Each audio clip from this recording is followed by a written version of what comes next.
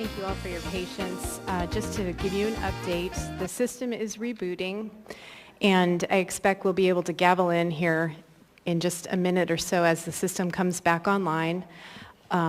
Once we gavel in, I will be asking the body to make a motion to proceed without the live stream, and here's what's going on. We have the equipment working to record, and it's available on Yukon TV, and the stream on YouTube isn't working yet, but it can be uploaded later to that. And anyway, once we get to that point, we can have that discussion, but I would just ask members to consider making that motion. Otherwise, we'll need to stop, and I know there are some time constraints, and we have a whole bunch of community members coming tonight, and it'd be good if we could somehow get moving. So thanks again for your patience.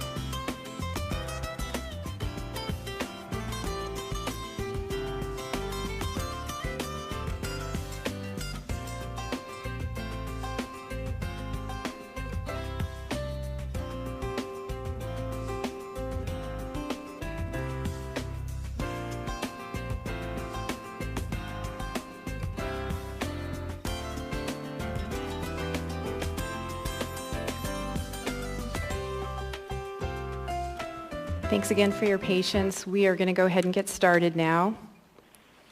And just as I mentioned to members, right after we gavel in and do the roll call, which then we'll need to conduct a voice vote, I'm asking for a motion to proceed without the YouTube streaming working. And we'll talk more about that when we get to it. I now call to order this meeting of the Anchorage Assembly. It is March 1, 2022. Madam Clerk, would you call the roll, please?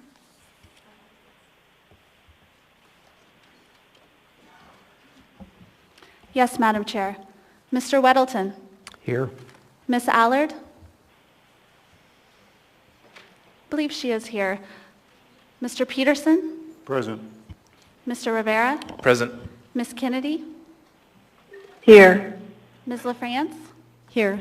Mr. Constant. Here. Ms. Zolotel. Here. Mr. Dunbar. Here. Ms. Quinn Davidson. Here. Mr. Perez-Verdia. Here. Madam Chair, you have a quorum. Thank you, Madam Clerk. And again, thank you all for your patience.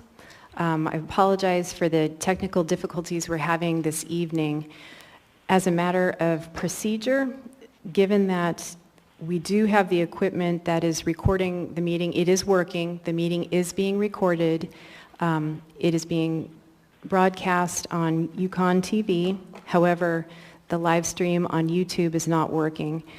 Since that is the situation, I need to ask the body to consider via a motion to proceed with the meeting without the YouTube streaming. And of course, the hope and the intent is that it will be resolved at some point, hopefully early on in the meeting. So moved.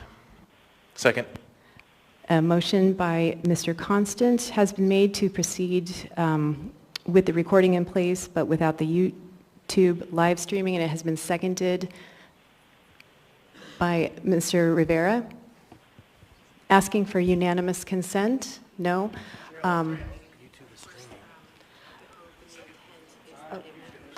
I have, sir, please step back. Sir, you are creating an actual disturbance. The YouTube streaming is working now. Sir, please turn that off. That is a warning. Okay, so we can go ahead and proceed with our regular business. And Mr. Constant, Mr. Rivera, since the live feed is working, I assume you withdraw your motion. That's fine. With that, Mr. Pop, would you lead us in the Pledge of Allegiance, please?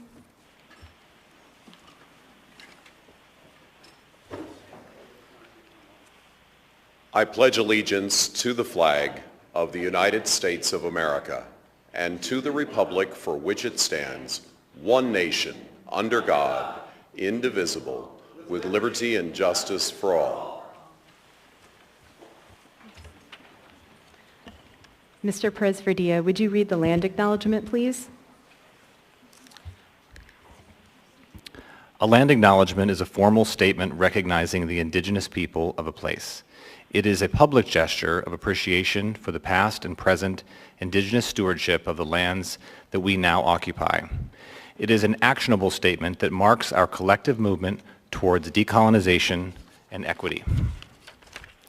The Anchorage Assembly would like to acknowledge that we gather today on the traditional lands of the Dena'ina Athabascans. For thousands of years, the Dena'ina have been and continue to be the stewards of this land. It is with gratefulness and respect that we recognize the contributions, innovations, and contemporary perspectives of the Upper Cook Inlet Dena'ina.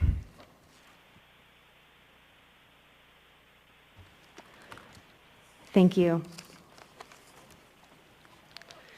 We have minutes of previous meetings. Mr. Vice Chair, could I get a motion to approve the minutes of the continued regular meeting of September 28, 2021, continued to September 29, 2021, also continued to September 30, 2021, and to October 4, 2021, and October 5, 2021.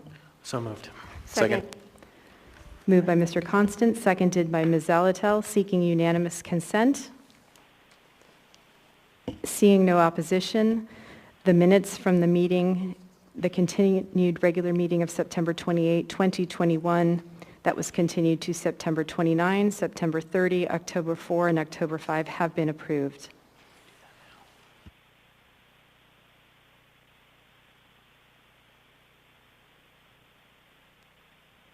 Madam Chair, I would ask the body to take a motion to change the order of the day, as we are now deeply into the time allowed for audience participation, that we allow these individuals time for initial audience participation. Second.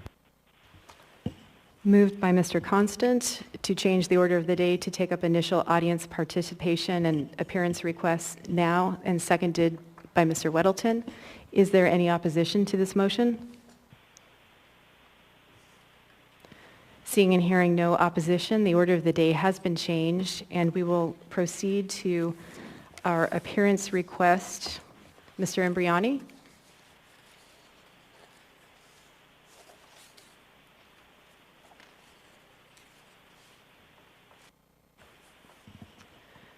Welcome.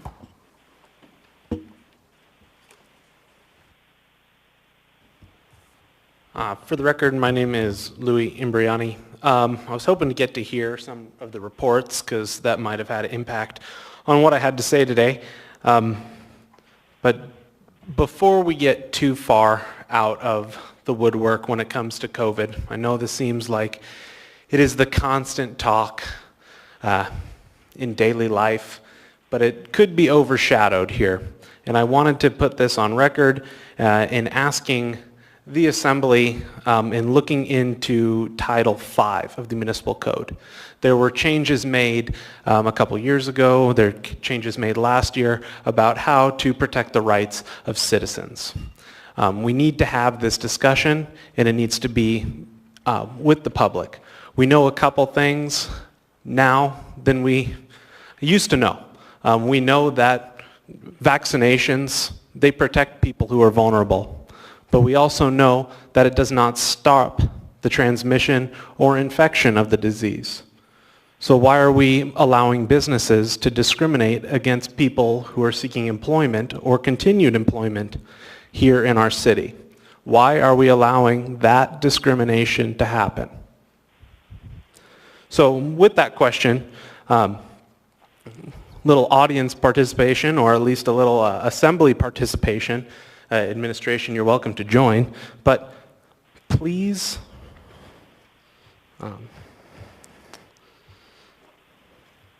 so I'd ask that you please raise your hand if you do not support mandatory COVID vaccination to maintain employment, receive health care, or public transportation. I, for one, do not support mandatory COVID vaccinations to maintain employment, receive health care, or fly, or public transportation. But unless we put things in place to stop that discrimination, it will continue to happen. People aren't coming and telling you, hey, I was denied my renter's application because I don't have a COVID vaccine. I know it's happening. I've seen it happen. These people who are trying to better their lives in finding housing, in shelter, are being denied. People have already lost their jobs for this vaccination that, like I said, will help individuals, but it does nothing to slow the spread. We are forcing people to opt in when we are an opt-out state, and we are in a city, the largest city, Anchorage is the largest city, and we are not doing anything to safeguard the citizens. So I'm asking you, as an assembly, please take the time to review Title V and protect the citizens. Thank you. Thank you for your participation. Welcome. Please come forward, state your name for the record, your community council, or the area of the municipality in which you live. Dustin Sherman, currently in District 6. Hopefully it stays that way. Good evening, folks. I want to testify tonight on the new district maps because I wasn't here Thursday. And I highly encourage you all to vote for map 11 or 6 version 2. I chose my house in the district that I'm in because I liked who represented us, which would be Mr. Weddleton and Ms. LaFrance. I chose that district because I had seen you guys before. So with that said, I think that making Eagle River or separating the base from Eagle River is a bad move. A lot of the people that live in Eagle River work on the base. I've been out there in the community and I've hung out with a bunch of them. Also, my neighbors that I've sat down and talked to, and yes, I'm friendly with a lot of my neighbors, we don't want to be moved out of District 6. We want to be kept there. So I highly suggest that you guys vote for 11 or 6 version 2. Thank you. Thank you for your participation. Welcome. Please come forward, state your name for the record, your community council, or the area of the meeting in which you live. Hello, Chairman. My name is Jason, and I'm in Austin, Quinn Davidson, and Perez Verdias District. I was going to talk about the screen for a bit, but it's gone now, so thank you for dismissing that. I'm here to testify that in 82 days, we remember the anniversary of the Hooper Bay tragedy, the largest known fluoride poisoning in the U.S. And thus far, we have seen Mr. Constant focus on upgrading fluoride dose pumping equipment in Girdwood. Board of Supervisors co-chair over there, Mr. Mike Edgington, is quoted saying, supplemental fluoride is needed for the infants and children's teeth. This city is dosing the water supply with a mass medical mandate that aims to target people's teeth. You have a duty to practice diligence. Only examining pumps for upgrading dosage and then failing to investigate the moral, ethical, legal, and efficacy concerns regarding dosing with this equipment is unfair to the people of Girdwood and Anchorage. People here have a due process right to a fair investigation.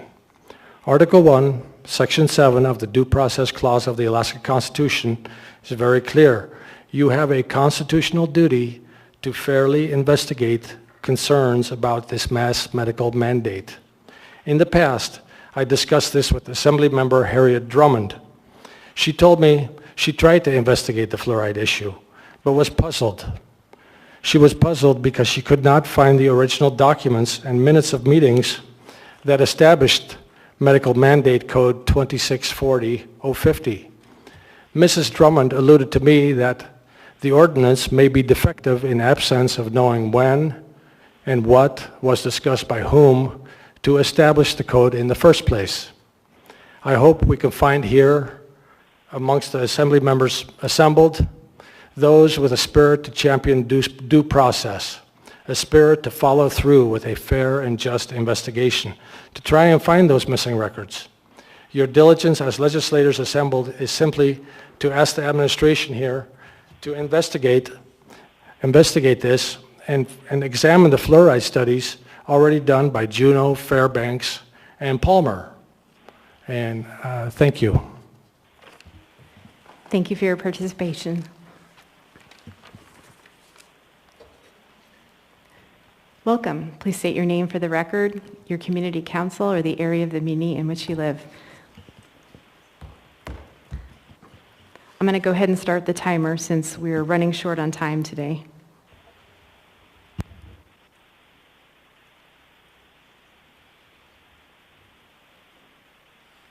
My name is Jeff Fensky. All of this is on my website, and the first post is a pinned post, and there's tons of vitamin D information for Alaska. We should know, this is so wonderful without the shield. Being that we don't have enough sun 8 months out of the year to get any vitamin D, any significant, we should have our act together, and we should be talking about it all the time until enough people realize that we all need at least 5,000 IU of vitamin D. Most people need 10,000. Obese people may need more. And it's not racism that the dark-skinned people are dying at twice the rate nationally from COVID. And in all-cause mortality and in many illnesses, dark-skinned people have much higher cancer rates, a lot of things. And it's almost 90% of it is low vitamin D. They have 15 to 20 times severe vitamin D because they need up to 10 times the amount of sun to get the same amount of vitamin D. It's a natural sunscreen, the melanin in the skin. So I found this video and the best way to safeguard the citizens in Anchorage is a campaign telling people about making sure their levels of vitamin D are high enough. So this lady did a video. She's a dark-skinned school teacher. She's had severe depression from low vitamin D, and she's been hospitalized, and she finally found the cure, which is high enough vitamin D. And here she's talking about it.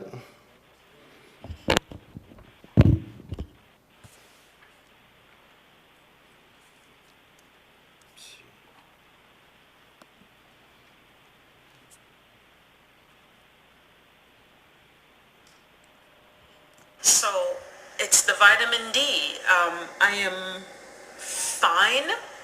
I am fine. I am fine. I am not depressed anymore. I can say that. I'll never stop taking vitamin D. I'll never stop taking vitamin D. I am going to make sure that I go to the doctor and have my levels checked to make sure that I'm not doing any damage. But even based on this, like, people have taken 50,000 international units and there hasn't been any adverse side effects. Thank you, sir, for your participation. Thank you very much.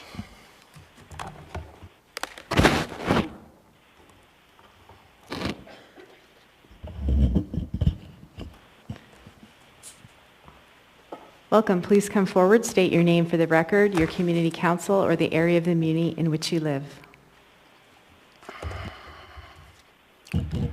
Niall Sherwood Williams. So I've been spending the past 96 hours deciding whether I'd be honest with y'all tonight or whether I'd gloss it over.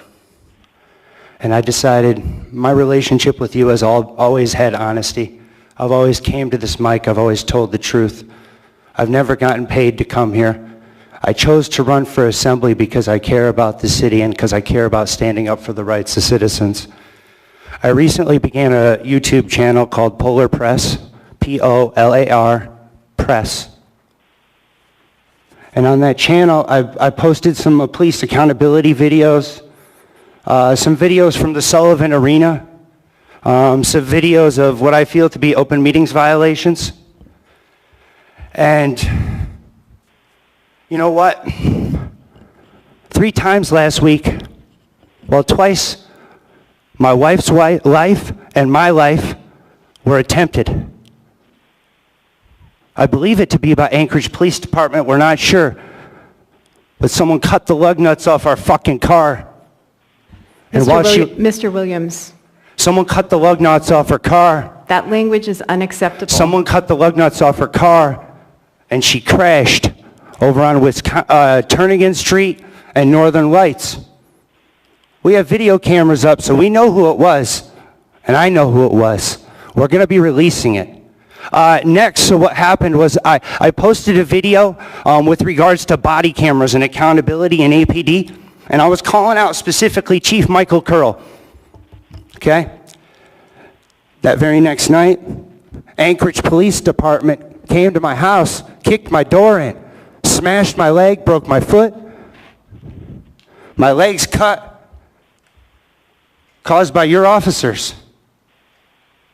When I was out front of APD that day, through the chair to make Zalatel, when I saw you when I was filming, about 10 minutes later, through the chair, Jesus Rivera III, sworn officer of the APD, came up and grabbed me. He assaulted me.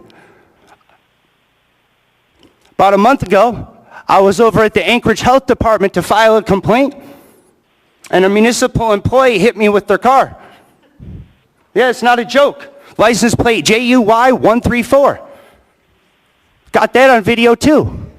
So I'd just like to say that I'm going to be releasing everything. Polar Press on YouTube, I'm going to be releasing everything. It's a buyer's market. Hey, and if I end up getting disappeared through the chair to the mayor, specifically the one that runs the Blue Liners, the gang thugs, I got 7 others around the fucking country, bro. Okay, Mr. Williams, security, please remove Mr. Williams from the chambers. I'm happy to get the fuck out of here. Hey.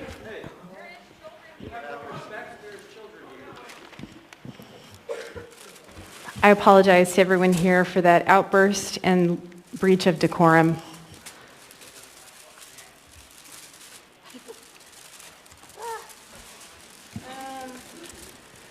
I'm going to go ahead and start the timer. If you would state your name for the record. Hi, I'm Michelle, and I'm a blue-collar worker. And originally, I was going to testify about your wall that you've had between us, the one that you remove when clean people are speaking, but when dirty people like me are speaking, you leave up. I appreciate that you have let it go, and that is one less brick in the wall, as well as moving forward our public testimony tonight. That is one less brick on the wall, but these are the other bricks in the wall. We have been ignored. We have been dismissed. We have been arrested. We have been closed out of this public area that is ours. Our businesses have been locked down. We've been called names like thugs, clowns, racist, Nazi. Oh, and these are my favorites. These are reserved for white females. They start with S, end with T, start with C, end with T. We have been forced to mask. There is no clapping. There is no pointing. There is no naming. The Queen, who you appointed as mayor, you dismissed our charter, which is our constitution, and let her continue to be on and be our mayor when that was illegal. She spent our CARES Act as fast as she could, our CARES Act money on special interest as fast as she could before our duly elected mayor took over.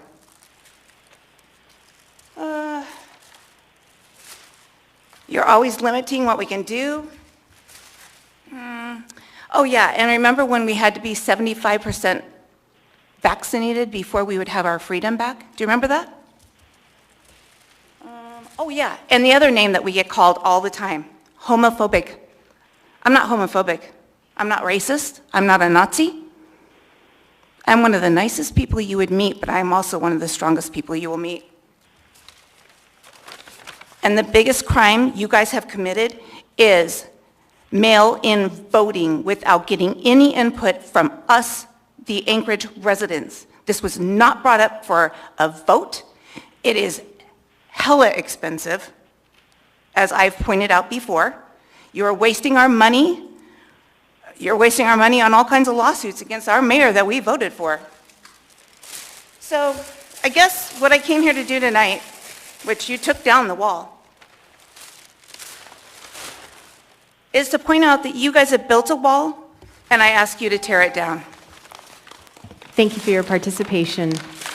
We have about 5 minutes left of initial public testimony, so please come forward, state your name for the record, your community council, or the area of the meeting in which you live. Trump won by a landslide. Let's go, Brandon. My name is Jean Strong. Yesterday, I saw a terrifying post on social media. It advised, among other things, to be fair, but this was the thing that everybody picked on. It told people that if there was nuclear fallout, to put on a mask and social distance. For nuclear fallout. The response to this post was mixed. Most people were just mocking it, as they rightly should. However, there were others who had learned their lesson after listening to and believing the lies about masking when it came to COVID, and they went and checked the source. I'm like, good job, y'all. You're learning. They came back and they said, you need to take this seriously. It's on a government website. And I said, do you really believe that a mask is going to save you from nuclear fallout.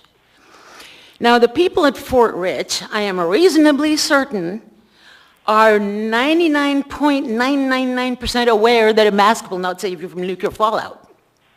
But you want to take half of Fort Rich and plop them down amongst people who, in their midst, have people who think that a mask will save you from nuclear fallout because the government said so. This is not fair. Fort Rich will never, those people will never get a voice. They will not be represented. They will be ignored. They will be disenfranchised.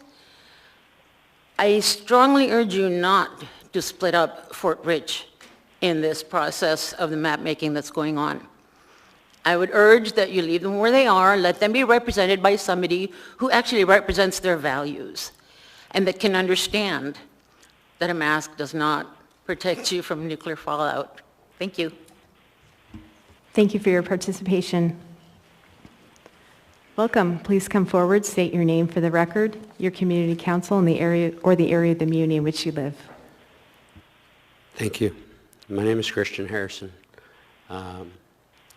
I used to reside in North Mountain View. Unfortunately, I'm back at Sullivan Arena. I was born in Anchorage in 1980, so I'm a son of Anchorage.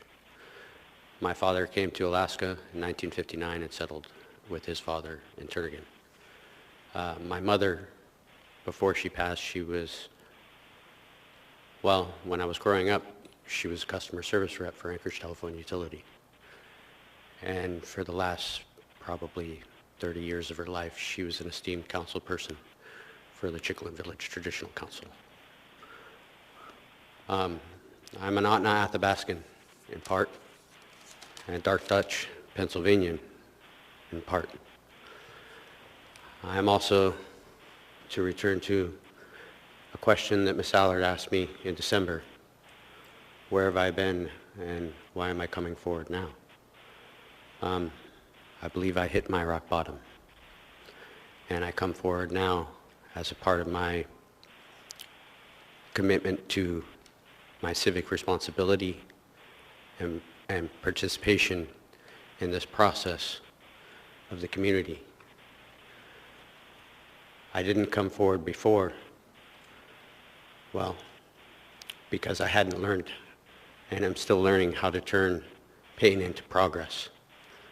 And it was fear, guilt, and shame, and stigma that has ever kept me from taking up my responsible place in the community. I have 3 children and 2 grandchildren, of which I have largely let down in my life. I thank you all for your service. And I'd like to also thank Ms. Jones and Ms. Verkleinen for their work and their efforts in providing materials to the public so that they can participate informed to the best of their abilities with you all. Thank you. Thank you for your participation. Madam Chair. We have time for one more. Mr. Weddleton? Well, I'd like to move to suspend the rules just to allow the last 3 speakers to speak. Second. A motion has been made by Mr. Weddleton to suspend the rules to extend to hear from 3 more speakers. It's been seconded by Ms. Allard. Mr. Constant? Thank you. I'm sorry at this time we have a huge agenda and we have final audience participation, and the mayor is having to leave here shortly, and we need to hear his report, and we have a presentation to do. And so I would ask that we do, if we do that, we do it later in the agenda. So I would urge the member to say no. Thank you, Mr. Constant. I don't see any other members in the queue. I can't see on my screen, actually. Was it? Madam Chair. Ms. Ellard? Thank you. I believe if we hurry up, though, I don't believe the mayor has to leave until 6:30. Can we 6:10. The mayor has to leave at 6:10. So,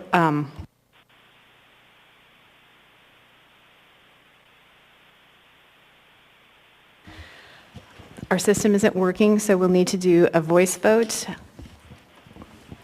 Madam Clerk, would you conduct the vote on the motion to extend to hear from 3 more people. Mr. Weddleton? Yes. Ms. Allard? Yes.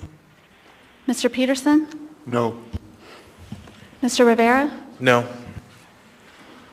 Ms. Kennedy? Yes. Ms. LaFrance? No. Mr. Constant? No. Ms. Zolotel? No. Mr. Dunbar? No. Ms. Quinn Davidson? No. Mr. Perez-Verdia? Yes. Madam Chair, that motion fails. Thank you, Madam Clerk. I'm not sure where this leaves us per code because I had hoped to have the final individual speak, and I'm just going to go ahead and do it, and if someone wants to move to overrule the chair, have at it, folks. Ma'am, please come forward, state your name for the record, your community council, or the area of the muni in which you live. And could you turn on the mic, please?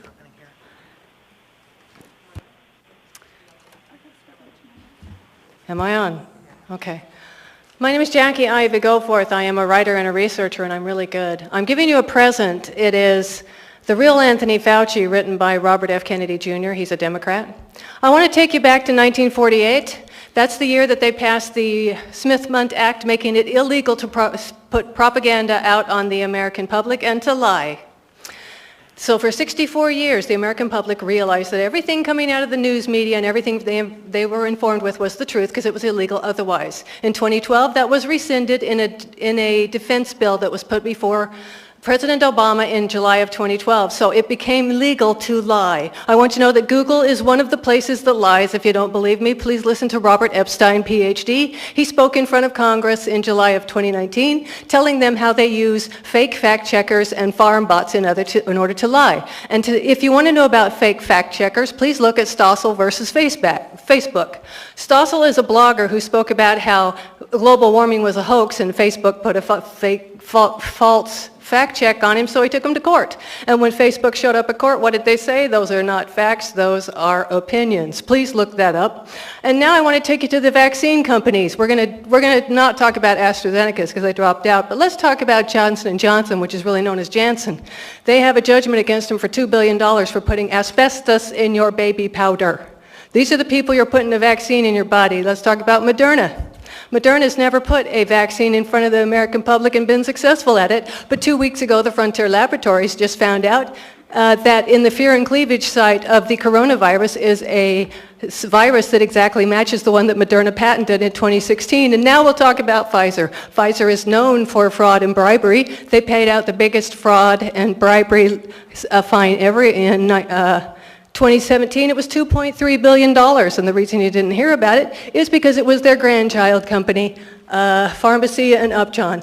Pfizer made a company, which made a company, which made a company. Pfizer Upjohn has not made one pill or sold anything. They exist solely to plead guilty for Pfizer's bribery and fraud and to pay the fine. Now, there was a Freedom of Information request put to Pfizer, and the Freedom of to FDA wanting to know what documents they'd relied on to give Comirnaty the FDA approval. And FDA said we need 55 years to put that out. That's the year 2076. So that was, there was a lawsuit on that, and they came up with it will take 20,000 pages a month they would have to give out. The first pages showed that they knew during the trial that the vaccines caused myocarditis, pericarditis, and blood clotting, and that's probably why they bought Athena Pharmaceuticals last year for $6.7 billion, because they have the patents on cardiovascular medication. So right now you have 3 choices. Number 1, debunk everything I just said. Number 2, read your book and debunk that. Number 3, trot all over the rights of the Alaska voters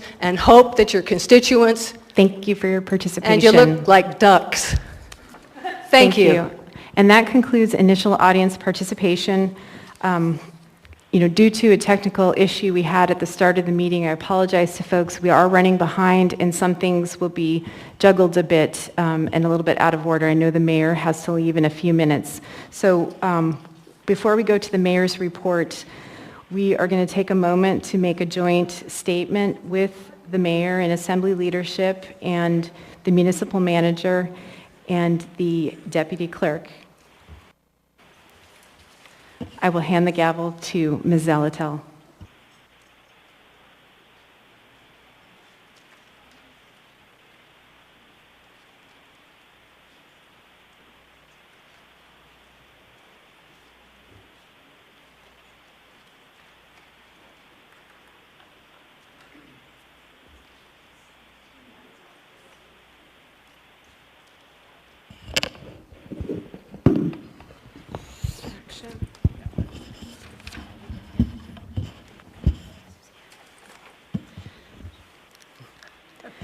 We had intended to do this when we got to item 10A4, which is on the consent agenda, and it recognizes our election workers, and it will be pulled later for presentation. As Chair of the Assembly, I want to thank election officials and workers for the vital services they perform in conducting Anchorage's elections. The success of our elections can be attributed to our friends, neighbors, and relatives who work tirelessly as election workers to make sure every ballot is counted fairly and properly. I also want to thank the administration for the help they are giving the MOA elections team. I'm proud that we all are part of making sure that every qualified voter in Anchorage can vote in the upcoming regular municipal election on April 5, 2022. Mayor Bronson. Thank you, Madam Chair. Elections are normally about ideas, candidates, and winning votes. However, elections wouldn't be possible without election workers who are here tonight for us to recognize. Election workers normally operate out of the spotlight, but their role couldn't be more important to the success of our local elections. It takes an entire team to pull off our local elections, and I want to thank our election workers who contribute to make our elections possible. I look forward to the changes and additions that are being made and implemented for the upcoming April election. I think these changes are a step in the right direction to make sure elections in Anchorage are fair and transparent for residents. Well, I'm Barbara Jones, the municipal clerk. I'm not the deputy clerk of elections. We were hoping to introduce her, but she is serving at the parliamentarian at a Girdwood meeting tonight, so she is not here. So on behalf of the election teams, I want to express our appreciation to the administration, in particular to Municipal Manager Amy Demboski and to Mayor Bronson. This started on December 28th when Mayor Bronson offered to help with the live stream cameras at the election center, and he also offered to help with the online observer training. And we've taken him up on that, and we have gotten some great assistance. In addition, we met with Ms. Demboski in January, and we have had help from IT, OMB, finance, legal. Thank you very much, Patrick. HR, purchasing, APD, reprographics, and public works, among other departments and employees, and we can't thank them enough. I think a bunch of our election workers are here. I'll let Christopher have them, if you would stand. And all of us, none of us can do what we do without you. So thank you very much.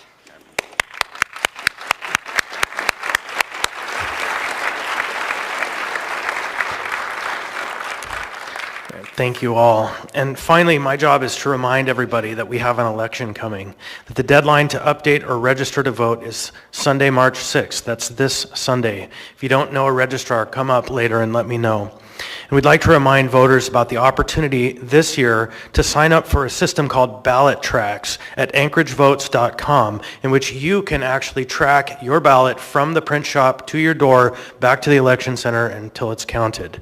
And finally, we are glad to the community who is helping to make the April 5th election a success for all the voters in Anchorage. Thank you, everybody.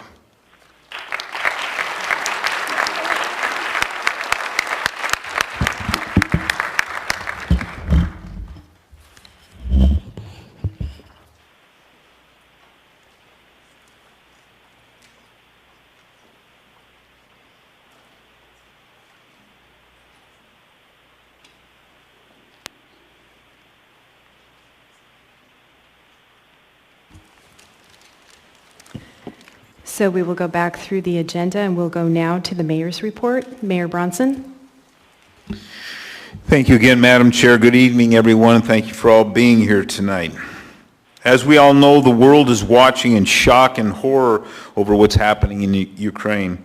The violence and unprovoked aggression by Putin and his henchmen must be opposed and met with swift and unequivocal resistance.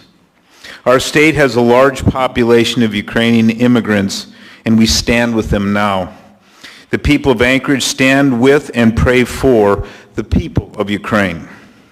We must not let tyranny and thuggish force rule the day. We stand with those who stand for freedom and democracy. Right will triumph if good men and women come together in this moment. God will be with the people of Ukraine. This afternoon, I spoke at the annual Economic Development Corporation Economic Forecast for our city. It was ADC's first in-person event since COVID hit, so we were all thankful to be together again. Richard Smith, the CEO of FedEx, was there. We had great conversations about aviation and how we can grow our economy here in Anchorage. I gave some brief remarks about the economic future of Anchorage. 2022 is looking to be a great year, especially for tourism. Jobs will be up and we will continue to recover from the pandemic. With the potential developments of nearly $400 million worth of projects just in downtown, a rebound in our tourism sector, and smart policies that promote the free market, I'm confident 2022 will be a very good year. Our business community has my word that we will do everything in our power to make it easier to develop, start a business, grow a business, and bring businesses to Anchorage. I will not let government be a roadblock to progress in our city. We will never shut down business again while I am mayor. Over the weekend, I had the pleasure of attending 2 events to honor Miss America, Emma Broyles, who is here tonight. On Friday, we welcomed Emma, along with 27 Miss America state title holders, to Anchorage. Those are some truly intelligent, talented, and wonderful women who are all destined to do great things. On Saturday, a banquet was held at which I presented Emma a key to the city of Anchorage. When someone from Anchorage accomplishes something to the scale that Emma has, we all feel an immense source of pride and joy. Not only did Emma win the title of Miss America, but she helped put Anchorage on the map and in a new light for the rest of the country. Her accomplishments and zeal for life are inspiring. I don't think we can say it enough. Anchorage is so thrilled for her, and we look forward to her future successes. Last week, my team put together a successful job fair for the people of Anchorage. The job fair was held at the Fairview Rec Center and featured several city departments. In total, 30 vendors were in attendance to discuss job opportunities with our citizens. My office is focused on helping bring opportunity to the people that we serve. I want to thank our Chief Equity Officer, Junior Amave, and our Director of Community Engagement, Portia Erickson, for making this a reality. And a special shout out to Portia, who helped coordinate and bring it together even while being on maternity leave. We appreciate you, Portia. I'll close out by quickly touching on reapportionment. I'm very pleased the Assembly has extended the timeline for the reapportionment to allow the public and community councils greater opportunity to weigh in on the process. I want to encourage the Assembly to conduct further outreach and allow for ample opportunity for the public to participate in this once-in-a-decade decision.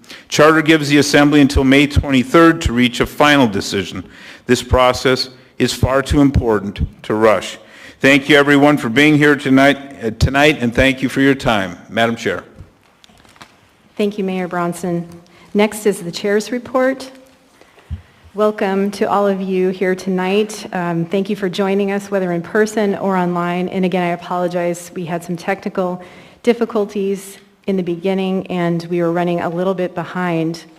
I do want to note that we have several recognition resolutions tonight honoring a wide range of members of our community. And so the person sitting next to you might be an election worker, an Eagle Scout, a friend of Senator Johnny Ellis, or even Miss America. Thankfully, COVID-19 case numbers and hospitalizations continue the downward trend. This is clearly good news, great news, and as a result, Assembly leadership has modified the COVID-19 mitigation plan for the Assembly chambers to reflect the updated CDC guidance. Copies of the updated mitigation plan are posted back in the chambers here. Yesterday, Assembly leadership issued a press release condemning Russia's invasion of Ukraine. We stand together with the people of the sovereign nation of Ukraine as they defend their homeland and their democracy from the authoritarian aggression of the Russian government. Our hearts go out to those in our community with loved ones in Ukraine, and we sincerely hope and pray that global condemnation, sanctions, and Ukraine's inspiring resistance will swiftly end this unjustified invasion. The people of Ukraine are our friends, neighbors, and allies. It is our duty to stand with the people of Ukraine until peace is restored as they repel this illegal war. I want to note that for many years, the Assembly has been focused on rebuilding the port. 2 weeks ago, Mr. Peterson, Ms. Quinn Davidson, Ms. Ross, and I were in Juneau, where we met with state legislators to advocate for the port. Other Assembly members have also been meeting with legislators to advance our community's legislative priorities. They may talk about that in their reports.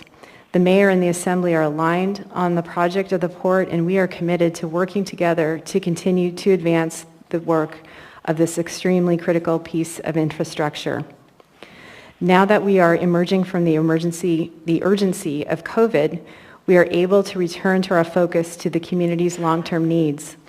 One of the first priorities is economic recovery and making sure our local businesses and workers have what they need to succeed. This afternoon, as Mayor Bronson noted, Bill Popp of the Anchorage Economic Development Corporation gave an economic forecast, and I've asked him here today to give us some quick highlights from that report to help us focus on what is needed to support the local economy. With that, I'll introduce Mr. Popp from the Anchorage Economic Development Corporation. Thank you, Madam Chair. Assembly, I appreciate this brief moment to update the Assembly and the public on what was delivered today. We do our annual forecast luncheon every year in January. This year we had to delay due to the Omicron spike, so we held the event earlier today. It is our first in-person event since 2019, and we had over 1,000 folks in the room at the Denina Center. It was a very successful and well-attended event. As the Mayor mentioned, we had Richard Smith, who is the President for the Americas for FedEx Express, as our keynote speaker. I am very pleased to say that at our event, he announced a $200 million investment at the Anchorage International Airport in a new in-state focused facility that will be well over 100,000 square feet and will begin construction later this year. We are looking forward to seeing several hundreds of jobs resulting from this facility over the next several years based on its size, scope, and purpose. It will also offer expansion opportunities for the international side of the coin. Overall, the Anchorage economy is on the right track in the broader sense. It does have its areas of problems. Our population is in decline. Our working age adult population in particular is of concern. We lost over 2,200 working age adults from the Anchorage population last year alone that left the state. They didn't move elsewhere in the state. They moved out of state. And these are some of the issues that we are chasing in terms of strategies and understanding so that we can develop ways to begin to turn that around in the next couple of years. It's not going to be something we can do overnight. We are expecting to see 2,400 jobs added in the Anchorage economy in 2022. That's what our current prognostications based on what we know today. We view 800 jobs in tourism as being the top performer, with professional and business services seeing an increase of 400 jobs in the design of projects related to the federal infrastructure bill and other projects that are starting to hit the street in Anchorage on a larger scale. Construction jobs, however, will not see a significant increase this year. We think it might be up about 200 jobs, but that's going to be a very modest increase. We're not seeing a lot of activity in the residential side of things or even in the more significant commercial side of things. But we are seeing some activity in the infrastructure side, and the design of those projects for the federal dollars that are coming our way is going to drive some fairly significant growth in both the design services as well as the federal government agencies that are going to have to oversee those projects. Beyond that, the business community is confident. We have a very solid business confidence survey result that is showing some very solid optimism. The businesses responding to the survey really were focused on hiring more people, looking at adding more capital expenditures this year, and overall seeing a better outcome for the year. They're not irrationally exuberant, but they are feeling pretty confident that this is going to be a good year. With that, Madam Chair, there's much more that I could talk about, but I'll leave it alone because I already did almost 2 hours worth of that earlier today, and I'm happy to answer any questions from members of the Assembly. Thank you, Mr. Pop. My queue is not working right now. Are there members who have questions?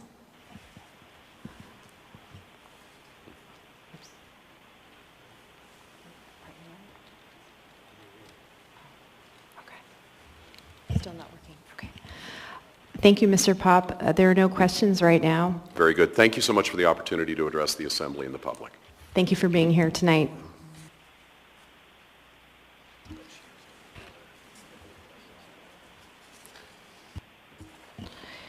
And with that, we will go ahead and move on to committee reports. Mr. Weddleton, were you trying to get in the queue? No. Okay, the queue isn't working yet, so OnBase isn't working right now. So we'll go ahead and go to committee reports, and we'll start with you, Mr. Weddleton. Nothing to report. Thank you, Mr. Weddleton. Ms. Allard? Nothing to report, thank you. Thank you, Ms. Allard. Mr. Peterson? Thank you, Madam Chair. The Ethics and Election Committee met on February 23rd, and we received an update to the upcoming municipal election. We also discussed some best practices, and one of the new best practices we're using this year is the ability to track your ballot.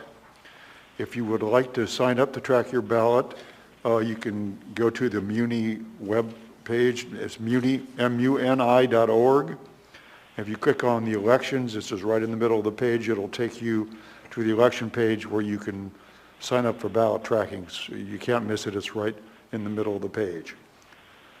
The Muni election ballots will be going out in 2 weeks on the 15th. And if you need to readjust your voter registration, you have to do that before the 6th of March. Thank you, Madam Chair. Thank you, Mr. Peterson. Mr. Rivera? Thank you, Madam Chair. Last week, the Municipal Audit Committee met to get an update from BDO on the annual financial report. It looks like we are on track to get those documents to us by June or July. We also discussed an internal audit report regarding the quarterly PVR's performance value results. We discussed the possibility of having an assembly work session to go over the work plan that OMB is currently developing regarding revitalizing the PVRs. So look for an invite to that meeting soon, and I hope folks who have expressed interest in PVRs are able to attend. Thank you, Madam Chair. Thank you, Mr. Rivera. Ms. Kennedy, anything to report? Thank you, Madam Chair. I just want to remind everyone that the Public Safety Committee is meeting tomorrow at 11:10, but I will not be attending that meeting myself, but Mr. Perez-Verdia will be chairing that meeting, and he may have more details that he'd like to give on the agenda for tomorrow. Thank you, Madam Chair. Thank you, Ms. Kennedy. Have a safe flight back. Mr. Constant? Thank you. A brief report on the Reapportionment Committee's activities and the process as it stands. Tonight we will have a second public hearing on the topic of reapportionment with 4 draft maps that are before us as an ordinance and 3 substitute versions. It is intended tonight that one of those maps will be selected to move forward, but we will continue a public hearing, or excuse me, we will open a new public hearing for the public for a third time to be able to come on March the 15th, which is our next meeting, but we will not take action that night. We will take action at a special meeting scheduled for March 23rd in this chamber at 6 p.m. Amendments are due for members on March 7th, and any amendments proposed are intended to be published to the public as soon as they've been reviewed by the consultant and put in the proper format by Assembly Council and the members. And so we are on track, and we have added about 3 more weeks into the process due to input from members of the public. So if you have interest in following, looking at maps, seeing what's been accomplished since we started this process in November, you can go to reapportionanc.org. Thank you. Thank you, Mr. Constant. Ms. Zalatel? Thank you, Madam Chair. Tomorrow, March 2nd, from 10 to 11 a.m. on Teams will be the Health Policy Committee. I'll be chairing for that meeting. We are going to have an Anchorage Health Department update, which will include a comprehensive COVID-19 update, staffing budget, current priorities, challenges, and upcoming funding requests. So really digging into the status of the health department. We'll also be talking about COVID-19 testing and language access, and then we'll be receiving a Community Health Advisory Committee update.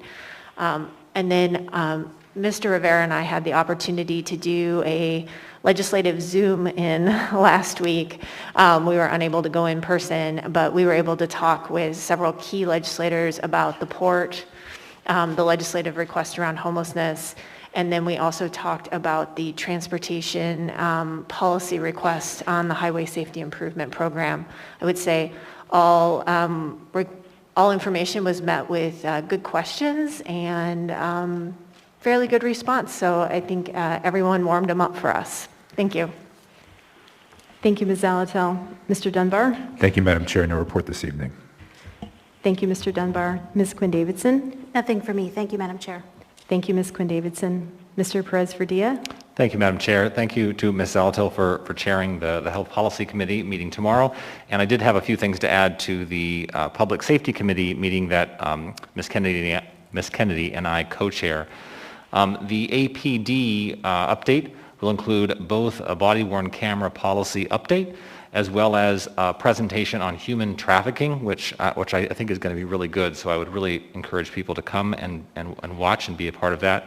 Also, we'll have an update from the Anchorage Fire Department reviewing the work they're doing on managing overtime, an update on the Girdwood Fire Station, and as well as a discussion around the hostile event policy. So encourage people to attend. Thank you. Thank you, Mr. Perez-Verdia. Next, we have the addendum to the agenda, and before we get to the addendum, we will address the laid on the table items. There are 3. 2 will require a vote. I will read them into the record and then ask for a motion. The first, Assembly Resolution, unnumbered AR, a resolution of the Municipality of Anchorage appropriating a grant when tendered in an amount of $4,000 from the National League of Cities to the Miscellaneous Operational Grants Fund 261010 within the legislative branch for use to improve education and access of the COVID-19 vaccine in Hispanic communities. Assemblymember Rivera. Is there a motion to lay this item on the table? So moved. Second. Moved by Mr. Rivera. Was that correct? And seconded by Ms. Zalatel. Mr. Rivera? Thank you, Madam Chair. So regarding this item and the rationale for laying this item on the table, there's an expectation from the National League of Cities that we get started on this work. And so having us approve this document will be able to allow us to do this work and access these funds. My apologies for not getting this in on the addendum. That was my hope, but just the timing of everything didn't work. Thank you. Thank you, Mr. Rivera. If members want to get in the queue, just either flag me or just start speaking into your mic. I'm assuming there are no other members in the queue. Seeing none, members may proceed. Sure. Okay. Thank you, Mr. Vice Chair, for that suggestion. I am going to proceed with a request for unanimous consent to hope to speed things along. Is there any opposition to the motion to lay this item on the table? Seeing and hearing none, this item has been laid on the table. It will be item 10E6. 10 Echo 6. The next item is for introduction and does not require a vote. Assembly Resolution Unnumbered AR, a resolution of the Municipality of Anchorage reappropriating $1,067,500 previously appropriated for operational costs for Shelter Day Center and/or Treatment Center within the Alcohol Beverages Retail Sales Tax Fund 206000, Anchorage Health Department, to be used as a grant for operations at a facility for people with complex care needs, Anchorage Health Department. It's accompanied by Assembly Memorandum unnumbered, and to be set for public hearing the meeting of March 15. This will be item 10G10. And again, it does not require a vote, just only to be read into the record. The next item, Information Memorandum Number AIM unnumbered, Municipality Judgment in Merad Case, Mayor's Office. Is there a motion to lay this item on the table? So moved. Second. Moved by Mr. Constant, seconded by Ms. Zelatel. Ms. Demboski, would you speak to this item and the need to lay this on the table? Thank you, Madam Chair. I think we all have recently seen the news that has gone out relating to the Merad settlement, or judgment. But it's really important that the facts are in front of the public as well as the Assembly to understand this judgment is a judgment that could be appealed. The award that was granted by the judge is not necessarily a final award, nor is the money in hand. And I think the AIM presented from the Mayor's Office clearly lays out the timelines and what that judgment actually means and what it doesn't mean. So we're hoping to get this in front of the public as soon as possible. Thank you, Ms. Demboski. Seeing no members in the queue, I will ask for unanimous consent to lay this item on the table. Seeing and hearing no opposition, this item has been laid on the table. It will be item 10F7, 10 Foxtrot 7. Mr. Vice Chair, could I get a motion to incorporate the addendum as printed and distributed and the laid on the table items? So moved. Second. Moved by Mr. Constant, seconded by Mr. Rivera. Is there any opposition? Seeing and hearing none, the addendum as printed and distributed and the laid on the table items have been incorporated into the agenda. We will now move on to the consent agenda. Consent agenda items numbered 10A through 10F are typically routine or non-controversial items such as bid awards, new business, information and reports, and ordinances and resolutions for introduction. The items on the consent agenda may be approved by the Assembly by a single vote on a motion to approve the consent agenda. Prior to approval, items may be pulled by an Assembly member for discussion and separate vote on each of those items. Under the Assembly Rules of Procedure, all ordinances and some resolutions will have an opportunity for a public hearing on a future date. I will now go down the dais and ask each member if they would like to pull any items. And we will start with Mr. Perez-Verdia. Thank you, Madam Chair. No items tonight. Thank you, Mr. Perez-Verdia. Ms. Quinn-Davidson? Nothing for me, thank you. Thank you, Ms. Quinn-Davidson. Mr. Dunbar? Thank you, Madam Chair. Item 10A7 for reading. Item 10, Alpha 7. Thank you, Mr. Dunbar. Ms. Zelatel? Thank you, Madam Chair. 10 Alpha 1 for reading and 10 Foxtrot 4. Thank you. 10 Alpha 1 and 10 Foxtrot 4. Thank you, Ms. Zelatel. Mr. Constant? I would pull 10 Alpha 2 and 10 Delta 1. 10 Alpha 2 and 10 Delta 1. Thank you, Mr. Constant. Ms. Kennedy, any items to pull? Thank you, Madam Chair. I just wanted to ask for clarity on 10 Alpha 4. Is it my understanding that that is going to be brought forward at another time, or are we actually bringing that forward for a vote and reading today? Thank you. So the question is on 10 Alpha 4. Is that correct, Ms. Kennedy? Yes, 10A4, yes. I believe someone will be pulling that item tonight. Okay, thank you. Thank you. Then no other items, thank you. Thank you, Ms. Kennedy. Mr. Rivera? Yeah, thank you. 10A4.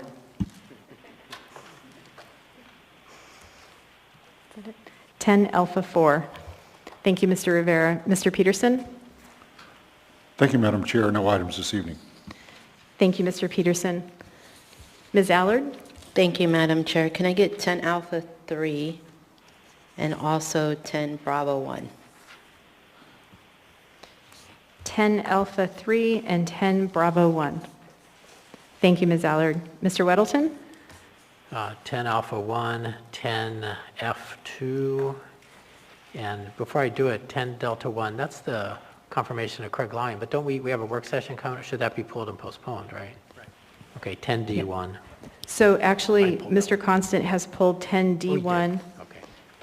And Ms. Zelatel has pulled, did you say 10 A1? 10 Fox 1, 2, 10 Foxtrot 2. 10 Foxtrot 2. Are you also pulling 10 A5? Yes. Thank you, Mr. Weddleton. So I have you down, since Ms. Zelatel pulled 10 A1 already, I have you for 10 A5 and 10 F Foxtrot 2. Is that correct? Yes. Thank you, Mr. Weddleton. I will go back over the list. Under 10A, Alpha, 1 by Ms. Zelatel, 2 by Mr. Constant, 3 by Ms. Allard, 4 by Mr. Rivera, 5 by Mr. Weddleton, and 7 by Mr. Dunbar. Under 10B, Bravo, 1 by Ms. Allard. Under 10D, Delta, 1 by Mr. Constant. And under 10F, Foxtrot, 2 by Mr. Weddleton, and 4 by Ms. Zelatel. Are there any other items members wish to pull? Pull. Okay. Seeing no other members in the queue, I will ask the Vice Chair for a motion to approve the consent agenda minus the pulled items. So moved. Second. Moved by Mr. Constant, seconded by Mr. Peterson, seeking unanimous consent. Seeing no opposition, the motion unanimously passes and the consent agenda has been approved with the exception of the pulled items. So for the public's information, the Assembly has now passed or accepted all items in 10A through 10F on the agenda, other than the items that were just pulled, which we will take up next, or that have been introduced for a future public hearing, which are all the items in 10G. If you were here to see action on an item listed on the consent agenda that was not pulled, those items have been passed or accepted. So we will now go through and take up the items that were pulled off of the consent agenda, and we will start with item 10A1. I didn't get one. No. Resolution number AR 2022-59, a resolution of the Anchorage Municipal Assembly recognizing March 2022 as National Women's History Month.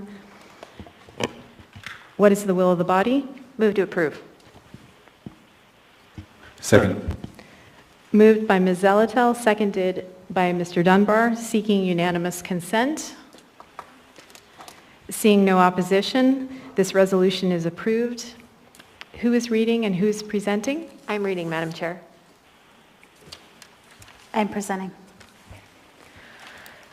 A resolution of the Anchorage Municipal Assembly recognizing March 2022 as National Women's History Month.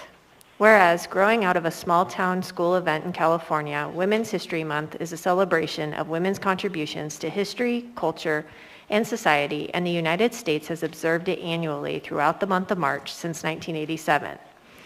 And whereas the 2022 theme, Providing Healing, Promoting Hope, is both a tribute to the ceaseless work of caregivers and frontline workers during this ongoing pandemic, and also a recognition of the thousands of ways that women of all cultures have provided both healing and hope throughout history. And whereas, from legal defense and public education to direct action and civil disobedience, women have expanded the American tradition of using inclusive, democratic, and active means to reduce violence, achieve peace, promote the common good, and they have given voice to the unrepresented and hope to victims of violence. And whereas many organizations and individuals in Anchorage and all of Alaska embody this theme by participating in progressive social change movements, serving in the U.S. military, providing service to those in need, and educating and being public servants. Now therefore, the Anchorage Municipal Assembly recognizes March 2022 as National Women's History Month, and encourages our community to participate locally in programs, ceremonies, and activities celebrating the contributions of women to our rich history. Passed and approved by the Anchorage Assembly this first day of March 2022.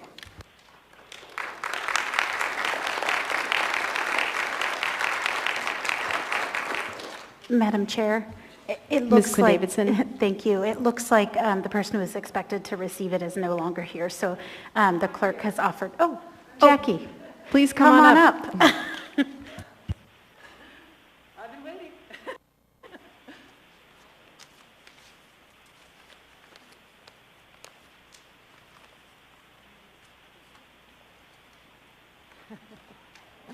Good to see you.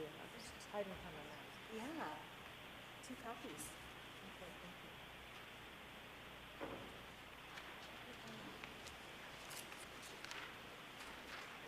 Madam Chair, with your Welcome. permission, I would like to say a few words, if I may. Yes, please.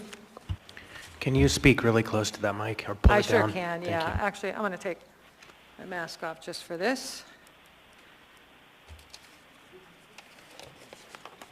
Thank you, Madam Chair and the Assembly, for this resolution to kick off a month of remembering and celebrating women. 1 month is never enough time to explore the history of women and their many achievements, struggles, and contributions. But it is a time to reflect, remember, and reveal the roles women have played in knitting together our families, our communities, and our institutions. Alaska has much to be proud and to celebrate. The Alaska Women's Hall of Fame is one testament to that. We can be proud that the territory of Alaska granted women the right to vote as early as 1913, long before statehood and prior to the 19th Amendment, though it did fail to include all women.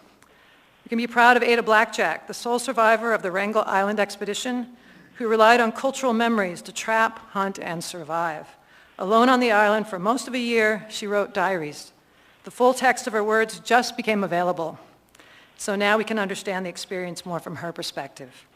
We can be proud of Elizabeth Peradovich, a true leader whose story continues to resonate with young children like Molly of Denali, and whose eloquence helped deliver Alaska's 1945 Anti-Discrimination Act. And proud of the practical wisdom of grandmother Katie John, who helped a governor understand the value and values of subsistence. Proud of Mahala Dickerson, admitted to the bar in 3 states, including Alaska, who carved out a homestead, raised 3 sons, and served as president of the National Association of Women Lawyers. And proud of Title IX legislation, this year being the 50th anniversary of that. It was championed by the late Honorable Senator Ted Stevens, and it not only created a path for women like Alev Kelter and Keegan Randall, but meant that women who became pregnant were no longer required to retreat from public life. And we're especially proud of our own Valerie Chadwick on the Women's Commission, who's recently been appointed to serve as chair of the Governor's Council on Missing and Murdered Indigenous Women. The theme this year is truly fitting: healing and hope. As women have needed to reinvent their lives to keep children, families, and friends as safe as possible, these past couple of years have been anything but easy on women. As we look back, we must continue healing. As we look forward, we are filled with hope. Next Tuesday is International Women's Day, and the World Affairs Council is sponsoring a panel that features the voices and visions of emerging Indigenous leaders. It seems fitting to listen to these visions as we acknowledge the land on which we live, work, and play as the land of the Dena'ina Athabascans. It is fitting to listen to the voices of tradition bearers whose ancestors stewarded this land long before immigrants arrived. They are well positioned to lead us into the future. We gratefully receive this resolution. Let us remember the women of the past as we invite new visions of the future. Thank you.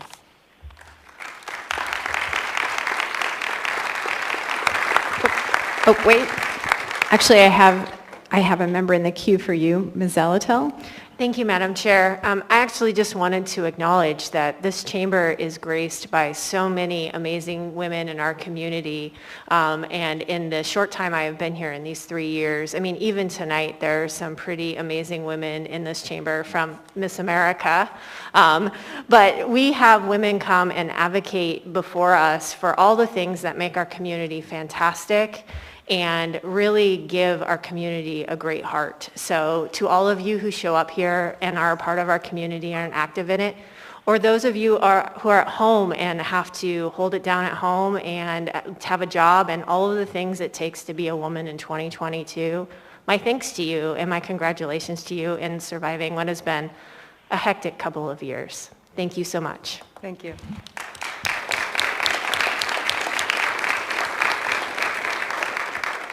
Thank you, Ms. Zalatel.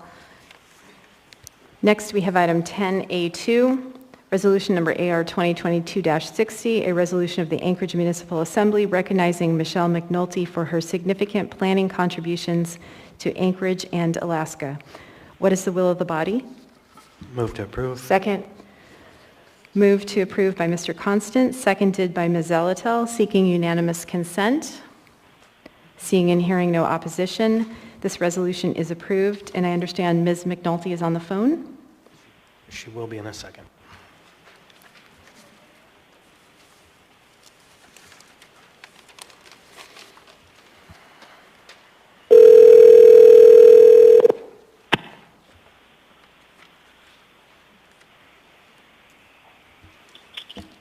Hello, Ms. McNulty. Michelle? Hi, Ms. McNulty. Yes. Yes, welcome. You are on with the Anchorage Assembly. Go ahead, Mr. Constant. A resolution of the Anchorage Municipal Assembly recognizing Michelle McNulty for her significant planning contributions to Anchorage and Alaska. Whereas Michelle McNulty graduated from Ohio State University in 2004 with a bachelor's degree. And whereas Michelle McNulty earned her master's degree in planning from Northern Arizona in 2007, focusing on history and preservation of historic Route 66. And whereas, seeking adventure and new opportunities in the field of city planning, Michelle McNulty moved to Alaska and was hired as entry-level planner at Dowell in 2008. And whereas, early after arriving in Anchorage, Michelle McNulty was appointed to the Historic Properties Commission and joined the Alaska chapter of the American Planning Association, serving as a board member from 2009 to 2018. She served as the treasurer from 2009 to 2017 and as vice president from 2017 to 2018. And whereas Michelle McNulty received her American Institute of Certified Planners from the American Planning Association in 2013, and whereas during her 10-year career at Dowell, her mature outlook on life and learning exposed her to a broad spectrum of planning experiences in Anchorage and across Alaska. And whereas she worked her way from an entry-level planner to planning manager at Dowell, and some of her noteworthy accomplishments include natural resource extraction and fill permits at the Anchorage Sand and Gravel and Eklutna Inc., as well as comprehensive plan updates for Soldotna, Girdwood, and Near Island in Kodiak. Michelle also worked many rezones, conditional use permits, site plan reviews for important private and public sector clients, such as Providence, Eklutna, Jail Properties, Heritage Land Bank, Municipality of Anchorage, and Cook Inlet Housing. And whereas Michelle was instrumental in completing the site selection and also obtaining the formal planning approvals for the replacement of fire stations 3 and 9, which are part of critical infrastructure to Anchorage. And whereas village planning along the Kuskokwim River during the winter furthered Michelle's survival skills. And whereas in 2018, Michelle McNulty was hired as the planning director for the Municipality of Anchorage. And whereas Michelle McNulty focused on key hires following retirements within the planning group, while serving as the planning director, she was part of many notable projects that have assisted in continued development in Anchorage, such as a variety of code amendments and updated downtown plan and specific downtown-focused development projects. And whereas her private and public sector experience helped balance the department to the overall benefit of the community, now therefore the Anchorage Assembly honors Michelle McNulty for her contributions. Passed and approved this first day of March 2022.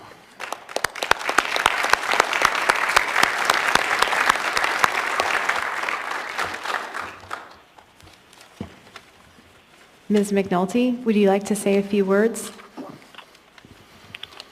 Yes, please. First, I would just like to thank you for this honor. It was a huge surprise when I heard this was being put forward, and I'm greatly honored. And I just want to, thank especially my mentors. I've been fortunate enough to have amazing people lead me through my career, notably Mr. Potter, Tim Potter with Dow, and just a lot of others throughout the community that I've had the opportunity to work with, Tyler Robinson, Carol Gore, Chris Schutte, all of the planning department at the municipality, which I have to say was the best 3.5 years of my career. Public service was something that you always hear about, being, something that people do from their heart, and having the opportunity to switch from the private sector to the public sector and having the opportunity I realize what that gratification, how much that means, and it's just been an honor to be able to do so much work throughout Alaska, but specifically in Anchorage. One of the hardest decisions I ever have made was leaving that planning team, but I know later this month you guys are going to be confirming my replacement with Craig Lyon, and it makes me sleep very easy at night to know that someone so capable and qualified will be leading one of the best planning teams that I think this country has. So thank you all for being incredible members of the Assembly, and just thank you very much. Thank you, Ms. McNulty. Mr. Constant is in the queue. Thank you. And Michelle, I was really glad to be able to put this forward just in the sense that, you know, as an example, just one of the small things, your work with Dowell and with the Muni in helping me to drive a focus to the Glen and Seward Highway connection, which is really Fairview, and the impacts of planning that have been on that neighborhood for generations, the moving forward of its neighborhood comprehensive plan update. And so I'm really grateful for the service that you have provided to the city, both private and professional or government. Thank you. Thank you. Thank you, Mr. Constant. And thank you, Ms. McNulty, for your service. Madam Chair. Mr. Weddleton? Thanks. So, Michelle, I think when you first got here, I was on the Planning Commission, and we met right in these chambers during a meeting, and I think I asked, so are you in training to be the new Tim Potter? And I think we learned a couple things. One is that there's no replacing Tim Potter, and two, it took him 20 years or so to retire, 20 years of trying to finally retire. But also it was always great working with you back then, and then all the way through to your time in the planning, in the planning department. So appreciate that. Hope you're doing well down there.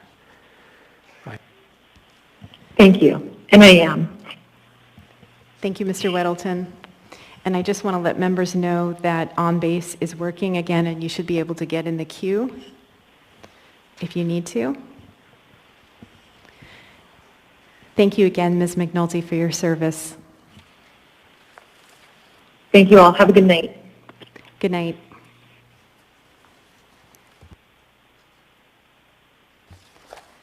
Next, we have item 10A3, resolution number AR 2022-63, a resolution of the Anchorage Municipal Assembly recognizing Emma Broyles for her representation of Alaska and victory in the Miss America competition.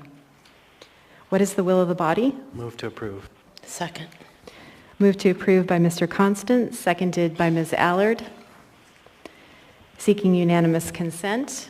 Seeing no opposition, this resolution passes. And if Ms. Broyles and her family would come up to the podium. Who is reading? I am, Madam Chair. And who is presenting?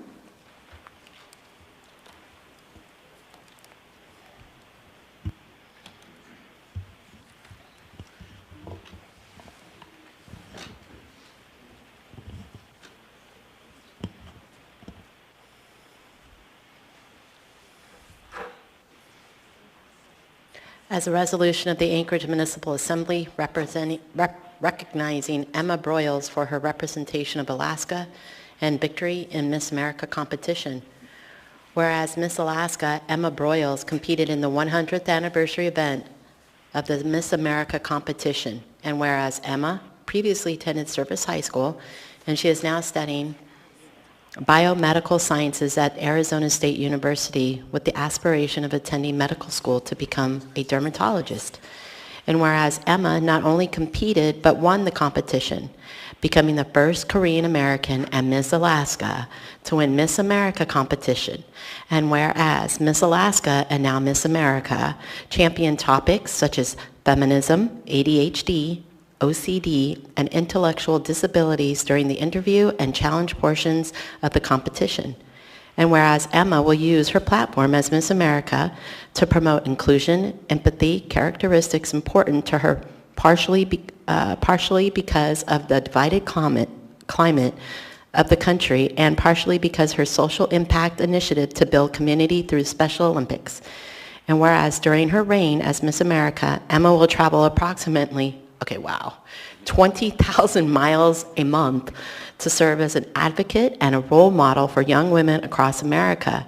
Now, therefore, the Anchorage Assembly celebrates Miss America Emma Broyles for making history and winning the title of Miss America, passed and approved by the Anchorage Assembly this day, March 1st, 2022.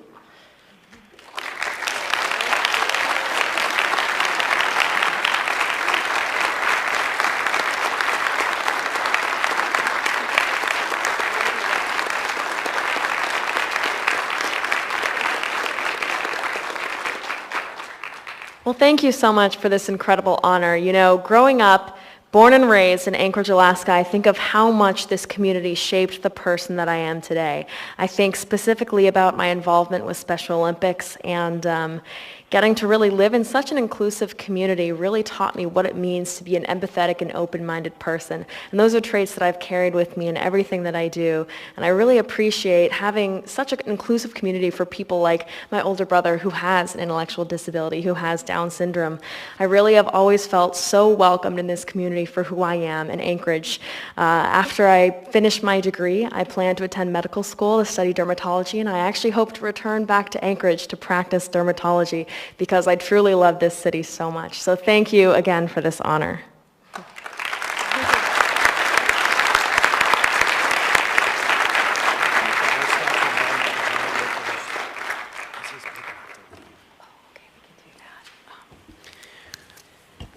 Thank you, Ms. Broyles, for your exemplary representation of our community, our state, and now our country. And I'm really happy to hear that you plan to come back up here. Mr. Constant? Thank you. I would like to make a motion to change the order of the day to quickly take up the resolution that is item number 10A7 before 10A5. Or, we are at 10A before 10A4 and 10A5. Is there a second? It's taking up the Johnny Ellis resolution. Some folks and his crew need to leave. Second. Thank you. So a motion has been made by Mr. Constant to take up item 10A7 next. It's been seconded by Mr. Peterson. Mr. Constant? Anything further? Yeah.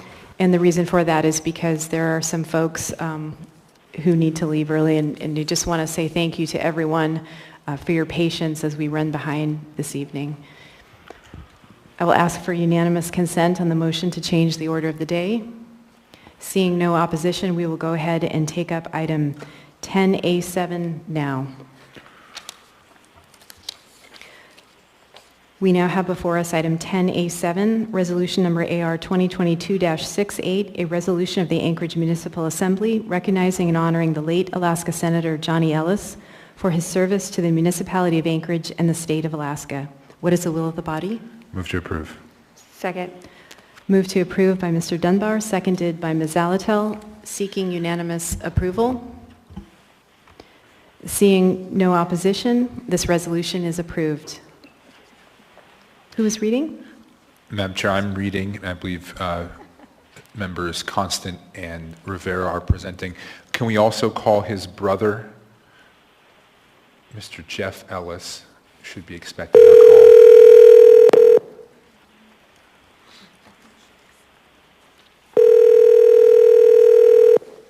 Hello? Hi, Mr. Ellis. Yes. Hi, this is Suzanne LaFrance with the Anchorage Assembly, and we are about to read and present the resolution honoring your brother. Okay. Thank you for joining us, Mr. Ellis. Resolution of the Anchorage Assembly recognizing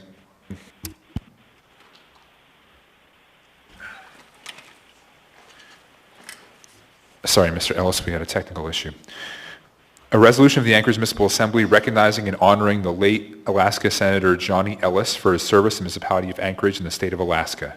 Whereas Johnny Ellis Jr. was born in Springfield, Missouri on March 13, 1960, to John and Barbara Marie Ellis. He moved from military base to military base, including bases in Florida and Germany, until his Air Force family moved to Alaska. In Alaska, Johnny went to Bartlett High School and became an Eagle Scout. He attended UAA and graduated with honors from Claremont McKenna College in 1982 with a degree in political science. After college, he chose to return and make Alaska his lifelong home.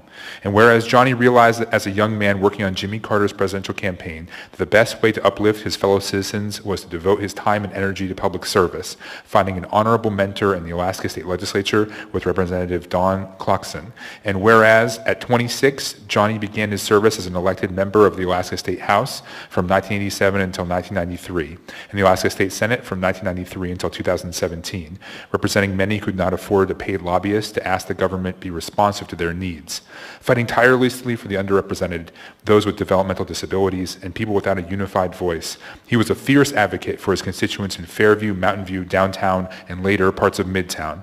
Ellis was respected by his colleagues and opponents for his formidable political skills both in election campaigning and building bipartisan governing coalitions.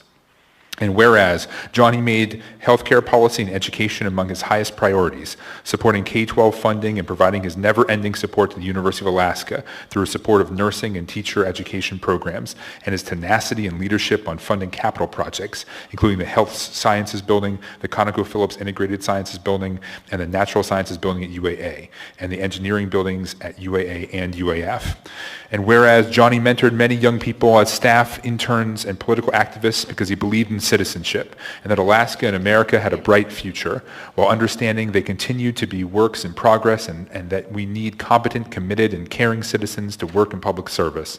And whereas Johnny felt he had to sacrifice his personal happiness in order to be an effective representative, only revealing he was gay as he retired from public service, he pointedly urged others to live their true lives. And whereas Johnny had a witty and curious mind and loved to tell a good story, sometimes in limerick and rhyme, was a joy to associate with, and Alaska was a better place because of his time here. And whereas Johnny, with an incredible devotion to the citizens of our state and the people of Alaska, leaves an indelible mark and lasting legacy. Now, therefore, the Anchorage Assembly recognizes Senator Johnny Ellis Jr. for his unwavering commitment to the betterment of Alaska, and honors Senator Johnny Ellis Jr. for his dedicated service to the municipality of Anchorage and the people of the state of Alaska, passed and approved by the Anchorage Assembly this first day of March, 2022.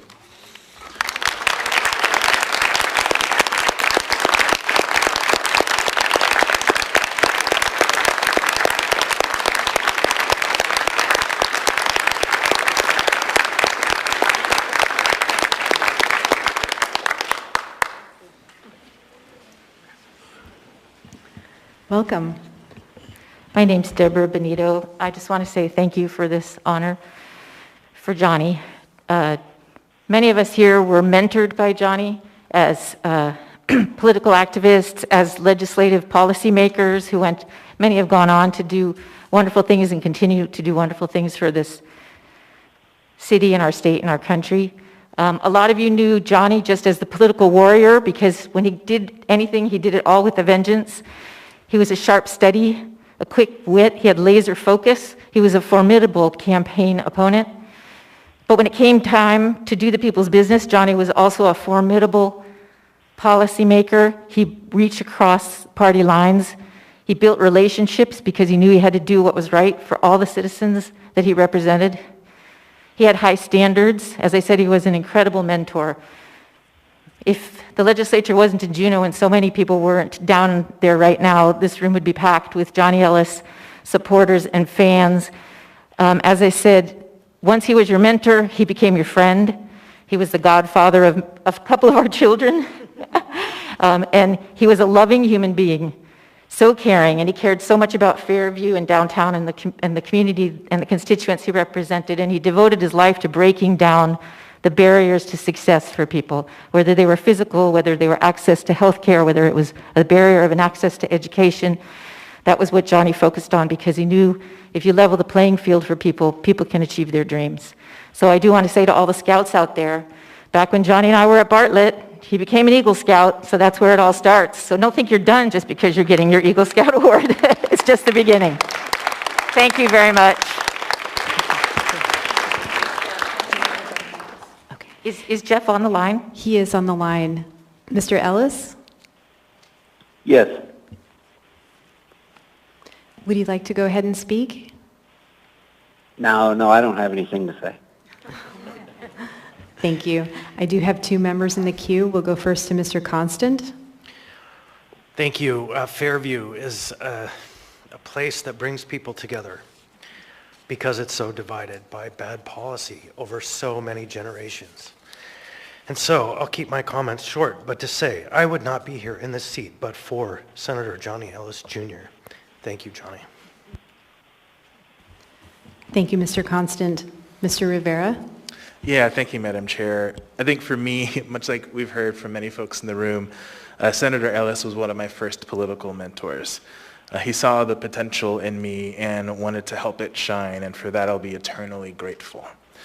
I remember attending a retirement party that the Rasmussen Foundation put on for Senator Ellis in 2017, right after I first got elected. First off, I don't think I've ever seen the Rasmussen Foundation host a retirement party for a politician. But that's Senator Ellis for you. He made such a huge contribution to our state. It was amazing to see the mix of people in the room that came because of the work that one person did over decades to better the lives of Alaskans. I think it also goes to one of the lessons Senator Ellis taught me. If you have a good idea, don't worry about getting credit for it. Just find a way to get it done, even if that means someone else gets the spotlight. And that's what the senator did time and again in Juneau. You'll be greatly missed, Senator. Thank you. Thank you, Mr. Rivera. Mr. Peterson? Thank you, Madam Chair. You know, I had the good fortune to serve in the legislature, and I was in the State House when Johnny was in the Senate. And I remember introducing a bill that was intended to help autistic children and their families because they were unable to buy insurance at that point in time. And of course, when this bill was introduced in the House, it was sent to several committees, which means it probably wasn't going to be passing. And after the first 2 years, it died. And so in the interim, I ran into Senator Ellis, and he was giving me great advice about how to get reelected. And I said, but hey, I've got this autism insurance bill that I think I might need your help with. And so when I was reelected, I brought it up again, and he jumped at the chance to help me. And on the last day that I was in the legislature, we managed to get that bill passed.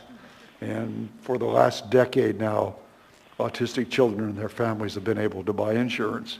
And that would not have happened if it hadn't been for Johnny Ellis.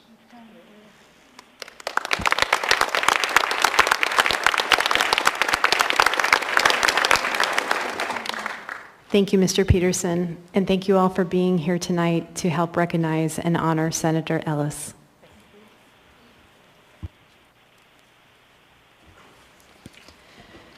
Next, we have item 10A4, resolution number AR 2022-65, a resolution of the Anchorage Municipal Assembly recognizing the election officials and workers in Anchorage and the vital services they perform in conducting Anchorage's elections. And if those folks would please come up, who are still here. What is the will of the body? Move to approve. Second. Moved by Mr. Peterson, seconded by Mr. Constant, seeking unanimous consent. Seeing and hearing no opposition, this resolution is approved. Who is reading and who is presenting? I'll be reading, Madam Chair. It looks like Mr. Peterson will be presenting. Resolution of the Anchorage Municipal Assembly recognizing the election officials and workers in Anchorage and the vital services they perform in conducting Anchorage's elections. Whereas elections are the foundation of our democracy, and election officials work diligently to protect this critical infrastructure while maintaining public confidence in the outcome of our electoral processes. And whereas election workers provide an invaluable function to our community and are one of this community's most valuable resources. And whereas election workers have met a number of challenges in recent years, including an ongoing global pandemic, responding to increased public interest in elections, and answering questions for the public about the tasks and roles they play in municipal elections. And whereas the success of past and future elections can be attributed to election workers who are our friends, neighbors, and relatives, and their tireless work preparing for the elections and the long days, especially on election day, processing votes, making sure every ballot is counted fairly and properly, and continuing to finish all of the tasks necessary to request certification and complete the election process. And whereas the Assembly thanks Alex, Amy, Ann, Athena, Barbara F., Barbara J., Bart, Beth, Beverly, Bonnie, Brandy, Caitlin, Kathy, Charlie, Claire, Claudette, Cerinthia, Dan, David, Dean, Dixie, Donna S., Doris, Doug, Elaine, Eric, Erica, Gary, Gail, Gloria, Gus, Helen, Jamie, Jane B., Jane M., Jane N., Jean S., Jeannie, Jerry, Jenna, Jim H., Jim P., Joan, John, Judy H., Judy P., Karen B., Karen I., Kate, Katie, Kevin, Christy, Lael, Larry, Laura, Linda C., Linda H., Lisa, Liz, Lo, Marcia, Margaret, Marty, Marianne, Morris, Nancy F., Nancy M., Natalia, Patty, Peggy, Rachel, Robin H., Robin S., Ron, Ruth, Sandra, Sherry, Stephen, Susan B., Susan C., Susan M., Terry, and Terry. Now, therefore, the Anchorage Assembly extends its appreciation and admiration for the election officials and workers in Anchorage and the vital services they perform in conducting our Anchorage's elections. Passed and approved by the Anchorage Assembly this first day of March 2022.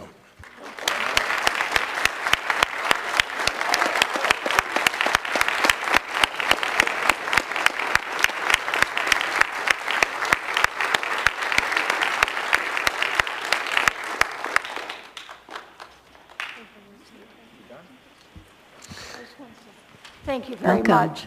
Thank you. Oh. Thank you. Thank you.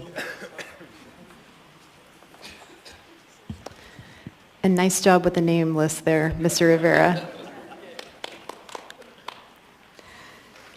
We now have before us item 10A5, resolution number AR 2022-66, a resolution of the Anchorage Municipal Assembly recognizing the Great Alaska Council, Boy Scouts of America. What is the will of the body? Move to approve. Second. Moved to approve by Mr. Weddleton, seconded by Ms. Allard, seeking unanimous consent.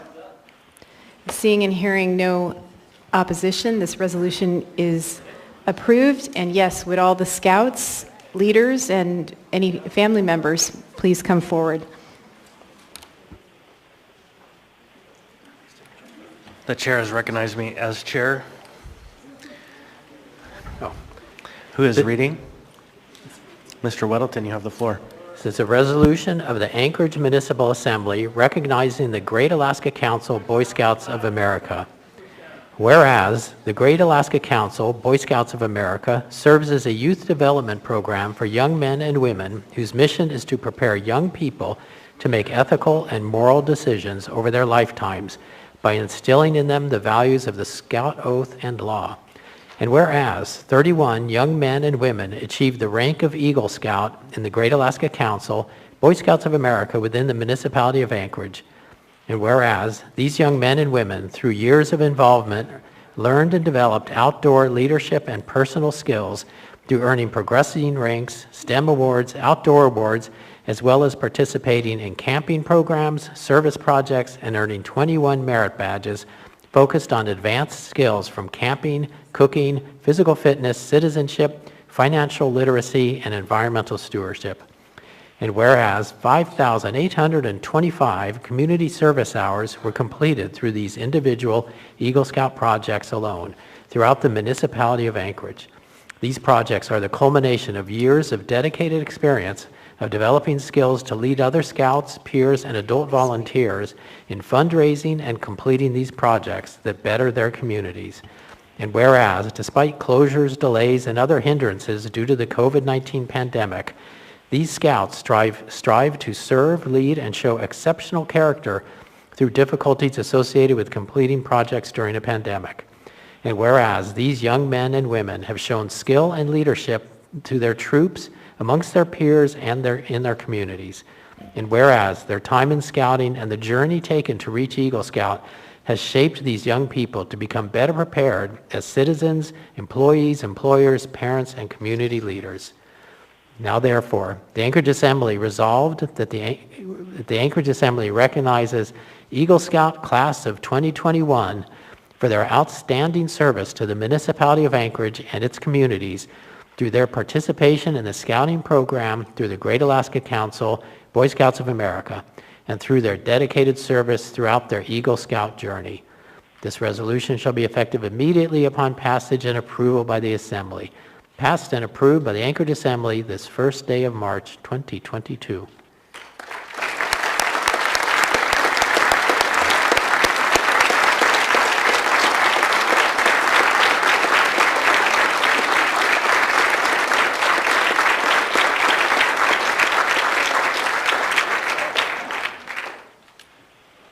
So to the Assembly, I'm Greg Hobbs, the President of the Board for the Great Alaska Council, and I'd like to first thank all the youth behind me, and more importantly, the adult leaders also behind me who helped bring you here tonight, and those that are not here. I'd like to say thank you to the Assembly and the City of Anchorage for the recognition of our Eagle Scouts in the Anchorage area. Scouts BSA, as noted, is a program of the Boy Scouts of America that welcomes all youth and adult leaders to its program. The 2021 Eagles, male and female, represent, as noted, countless hours of service to the community and its people. And tonight, I'd like to recognize Lachlan Kotarski as the winner of the Anchorage Area Great Alaska Council Eagle Scout Project of the Year. His project was to build bins at the Food Bank of Alaska, and it was reviewed amongst all the projects of the year and selected by a committee. So congratulations on that. These scouts also represent the Scout Oath and Law, which have always been and remain the foundation of scouting. Thank you again for this recognition of the youth before you, and also those away at concerts, school, military academies, and other items that kept them from being here. From myself to you and myself to Chairperson LaFrance, thank you very much for this opportunity to represent our youth. Thank you.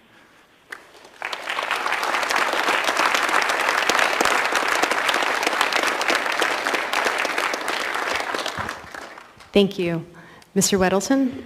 It would not be right if we did not hear the Scout Oath and Law while all these people are here. Race and all. Okay. Everybody join me. Remember, 90 degrees. Mine's automatic. Okay. So we'll start out with the Scout Oath. On my honor, I will do my best to do my duty to God and my country, to obey the Scout Law, to help other people at all times, to keep myself physically strong, mentally awake, and morally straight. Scout Law. The Scout is trustworthy, loyal, helpful, friendly, courteous, kind, obedient, cheerful, thrifty, brave, clean, and reverent. 2. Thank you, everybody.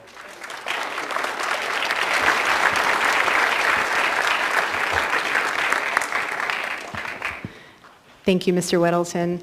Thank you all for being here tonight. I want to note that in the agenda, there is an attachment that contains a photo of each Eagle Scout with some information about their project. Also want to note that there is cake in the foyer, and we're hoping that you will grab a slice. Mr. Constant?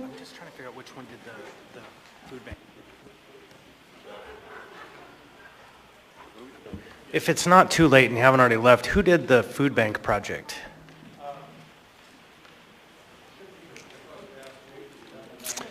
Come on up to the podium.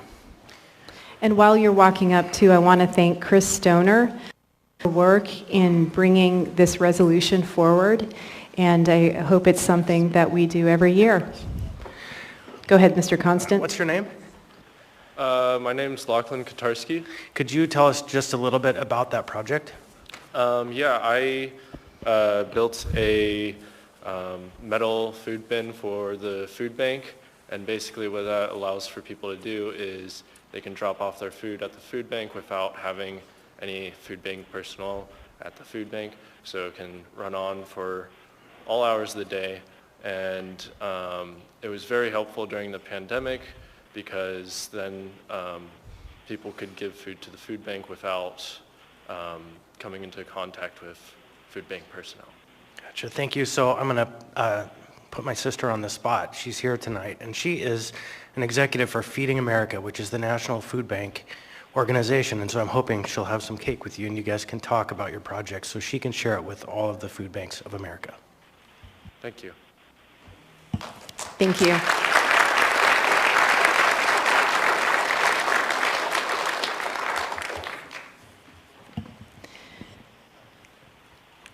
And thanks to the Scouts, their leaders, and families for being here tonight. Next, we have 10B1.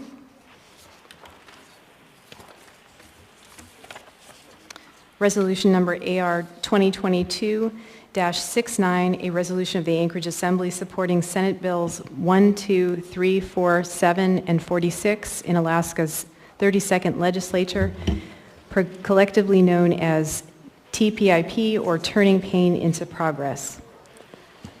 What is the will of the body? Move to postpone indefinitely. Second to the motion to approve.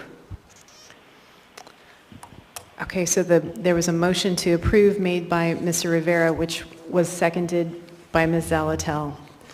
I did not hear a second on your motion, Ms. Allard, so the motion to approve. Mr. Weddleton seconded my motion. I would second. I thought I heard someone second it, though. Meg, did you? I seconded the motion to approve.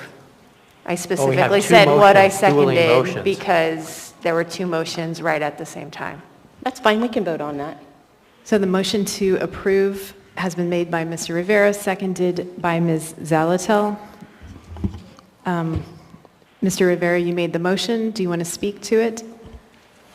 Sure, yeah, happy to. So the concepts and ideas that are being put forward by this package of bills, Senate Bills 1, 2, 3, 4, 7, and 46, are frankly the direction that all police departments should be moving in throughout the state.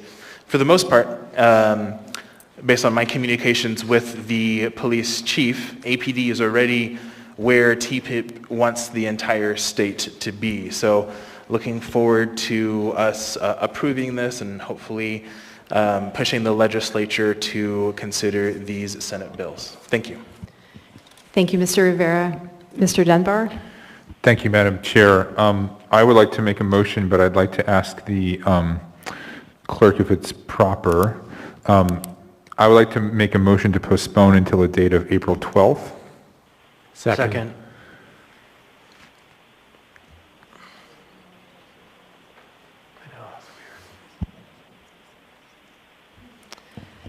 Mr. Dunbar, the clerk believes that is a proper motion. Okay. So your motion was seconded by Mr. Weddleton.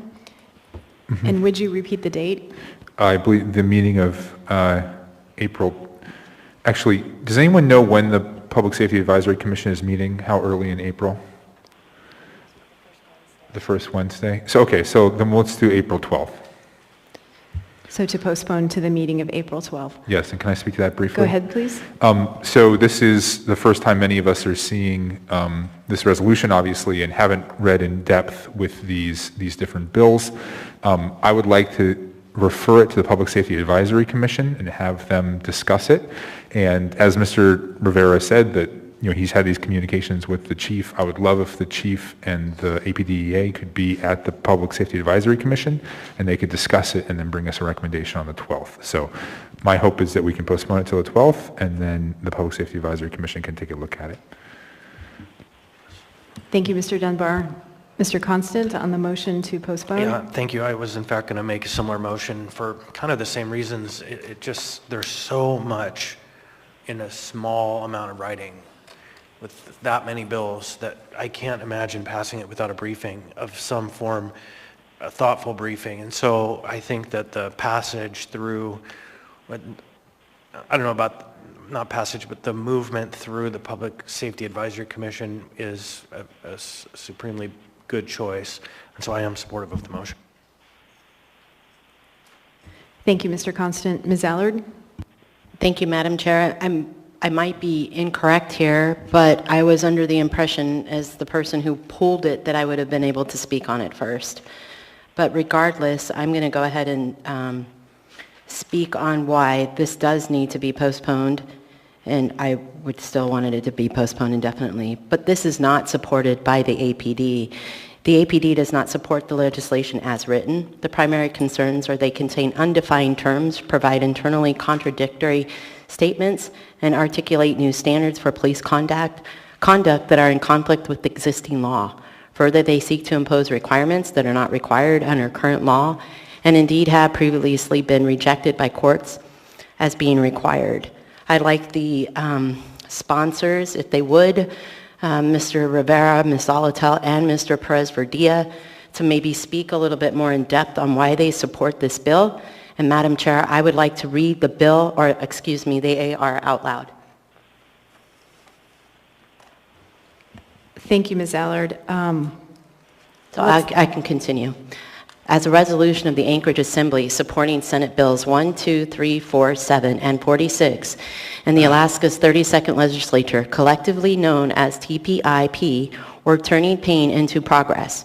Whereas State Senator L.B. Gray Jackson brought forward a series of bills to the state legislature in 2021, collectively known as TPIP, or Turning Pain into Progress, and whereas the first bill in this package is Senate Bill 1, which prohibits the use of chokeholds by peace officers, and whereas the second bill in the package is Senate Bill 2, which puts stricter standards on reporting and intervening when another peace officer is engaged in misconduct, requires training and use of de-escalation techniques, and allows the Alaska Police Standards Council to deny or revoke a certificate if there is a substantiated report of incident involving misconduct.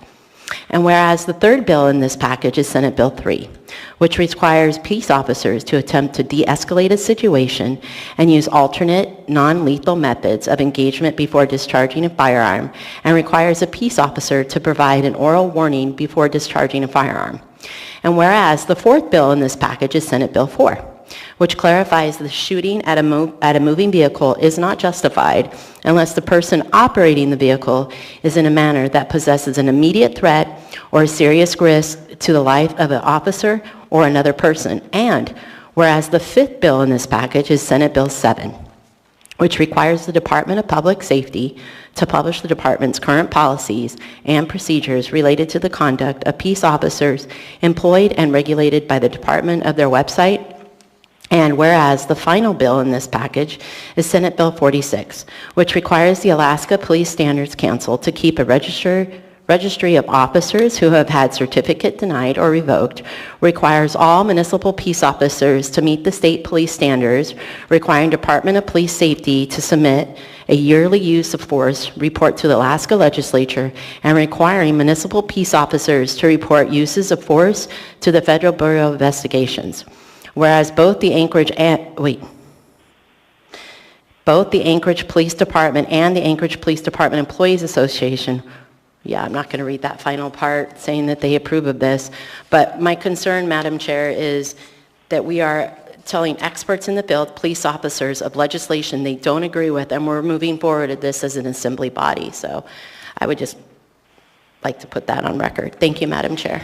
Thank you, Ms. Allard. And just to address your question about how we normally do go to the person who pulled an item, given that there were two motions on the floor and that in your motion did not have a second, I went to the mover of the motion, as is our protocol per Robert's rules.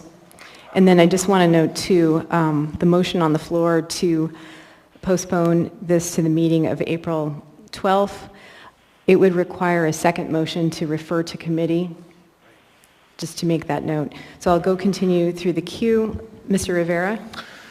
Thank you, Madam Chair. So I'm going to go ahead and read the one whereas statement that the member from Chugaki River did not read to correct the record. So whereas both the Anchorage Police Department and the Anchorage Police Department Employees Association were consulted during the drafting of these bills. So that was the whereas I just wanted to clarify for the record.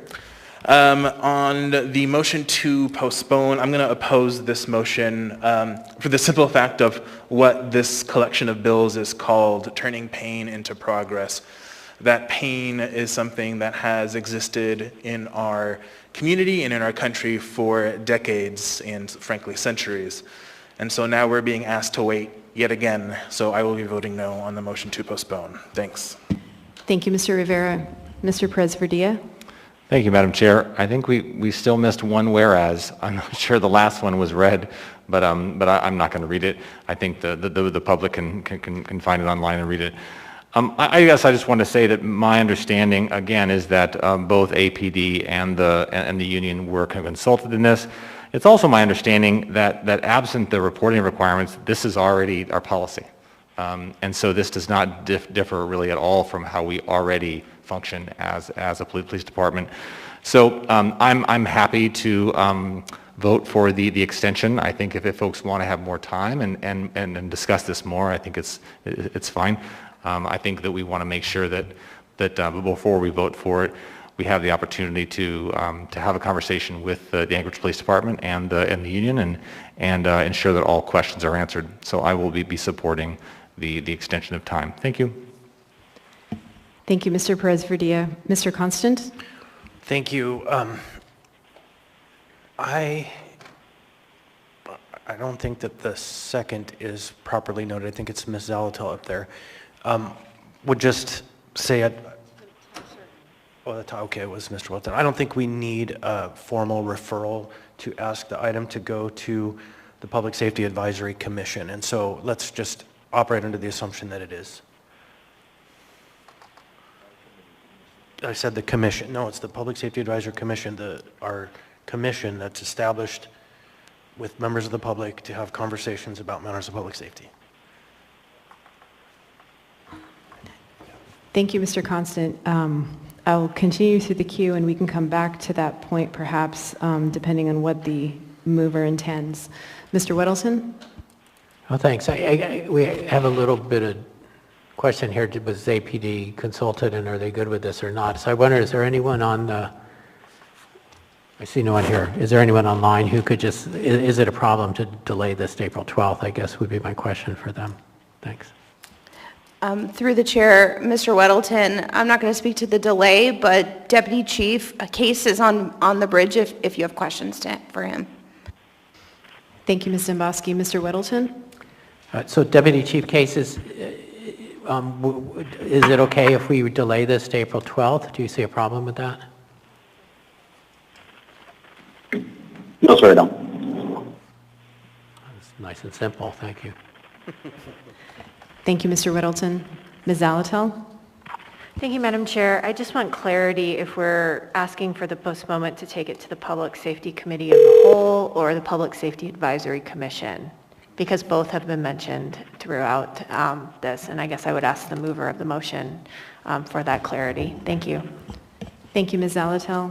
Mr. Dunbar? Thank you, Madam Chair. I said commission. I think it's good to get another set of eyes on this, and this is a specific ask, and I think we often struggle to give specific asks to commission, so I would like the commission to look at this. Thank you, Madam Chair. Thank you, Mr. Dunbar. Mr. Rivera?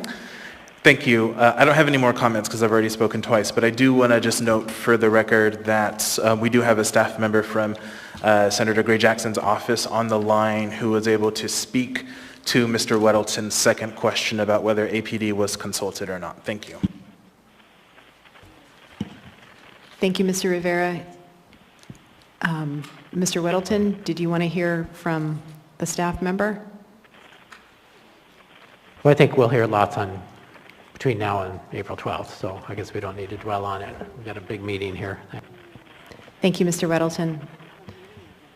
Ms. Allard? Thank you, Madam Chair. The email that I had read in regards to the response from the Muni manager, I just wanted to know if Ms. Dombowski wanted to expand on the concerns of the APD or the administration. Through the chair, Assemblymember Allard, APD does not support these pieces of legislation. I think it would be more appropriate for Deputy Chief Case to expand on that. It may take a work session for him to be able to get all his thoughts out on the record if that's what the will of the body is. But I think I would rather defer that question to the police department. Thank you, Ms. Dombowski. Thank you, Ms. Allard. Is it okay if that Officer Case responds to that? Well, the motion on the floor is to postpone That's fine. to the meeting of April 12th. It may be appropriate to come back to that. No problem. Thank you, Madam Chair. Thank you, Ms. Allard. Seeing no other members in the queue, members may proceed to vote on the motion to postpone AR 2022-69 to the meeting of April 12. Ms. Kennedy? Yes.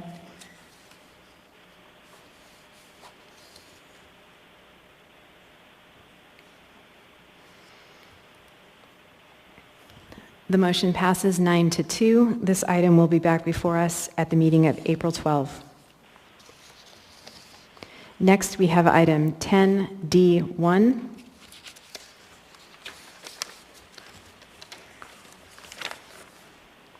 Assembly Memorandum Number AM 135-2022, Executive Appointment, Planning Department Director Craig Lyon. What is the will of the body? Move to postpone this item to March 15th for the purpose of having a confirmation hearing. Second. A motion has been made to postpone this item to the meeting of March 15. It's been made by Mr. Constant and seconded by Mr. Dunbar. We just have 2 more items. Seeing no members in the queue, members may proceed to vote on the motion to postpone AM 135-2022 to the meeting of March 15. Ms. Kennedy? Yes.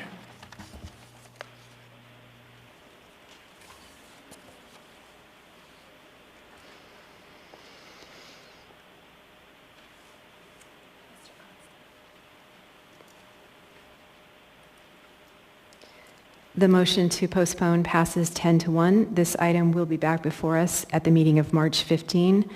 I want to note that the confirmation hearing for Mr. Lyon will be held Friday, March 4th, 1 to 1:30 p.m. Next, we have item 10F2.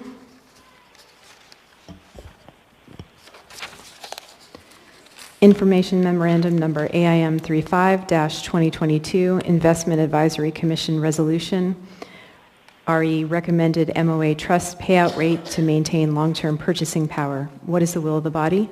Move to accept. Second. A motion to accept has been made by Mr. Weddleton and seconded by Mr. Constant. Mr. Weddleton? Well, thanks. So a question for administration, and maybe Mr. Moore would be the one. But I just wonder, what does this do? Does it take an action? I mean, normally it's just, information for us. And maybe embellish on that. Does it officially change our rate? Because we have this in code as well. So how does it impact what's in code? Okay, through the chair to Mr. Weldon. The municipal code that's written right now specifies the not to exceed rate. So we cannot exceed 4.5% currently. It does not prohibit us from actually paying out less. Our objective would be sometime later this year to have an ordinance to go ahead and set it more clearly at 4.0%. This particular resolution was worked for a number of hours by the Investment Advisory Commission. There's 9 members, citizen members. They're all very, very knowledgeable about investments. And we also worked with the investment consultant. And we're required by code every 5 years to look at the sufficiency of the payout rate. And the 4.5% just simply is not supportable. So the recommendation of the commission was to go no higher than 4%. And so in terms of Mr. Weddleton's question, sort of what actions follow from this, the first thing is we will look to change the code later this year. But in the meantime, we can still act on paying out at a lower rate for this year, for 2022. And so the plan would be, based on this resolution, Treasury every year at this time provides updated revenue projections to the Office of Management and Budget. And that is due this Friday to OMB. So in that recommendation, one of the line items will be for the MOA Trust Fund, and the dividend was going to be 19.2. That's what's in the budget. However, with this resolution, it'll go down to 17. I think it was 17.1. So it's a little over $2 million of reduction. And so that's the actionable items that would follow from this resolution. Mr. Weldon. All right, thank you. Mr. Dunbar, are you in the queue? Well, thank you, thank you, Mr. Chair. That's let's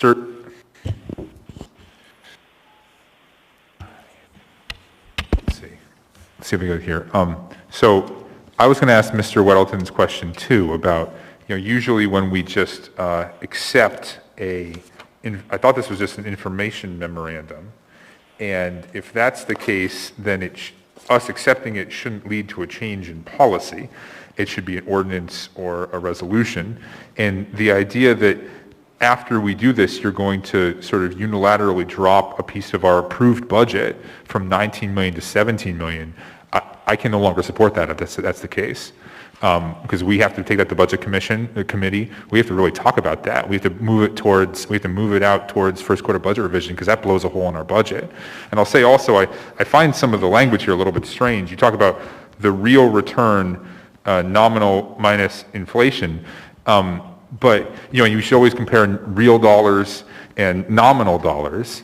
But presumably, if inflation is eating away at the part of, the returns, but we're also getting we're getting nominal dollars, right? It doesn't quite make sense to me. So I'd like to have a longer explanation about that during first quarter budget revisions. Now, on the other hand, if this is just the advice of the committee, or commission rather, advisory commission, then I'm fine accepting it.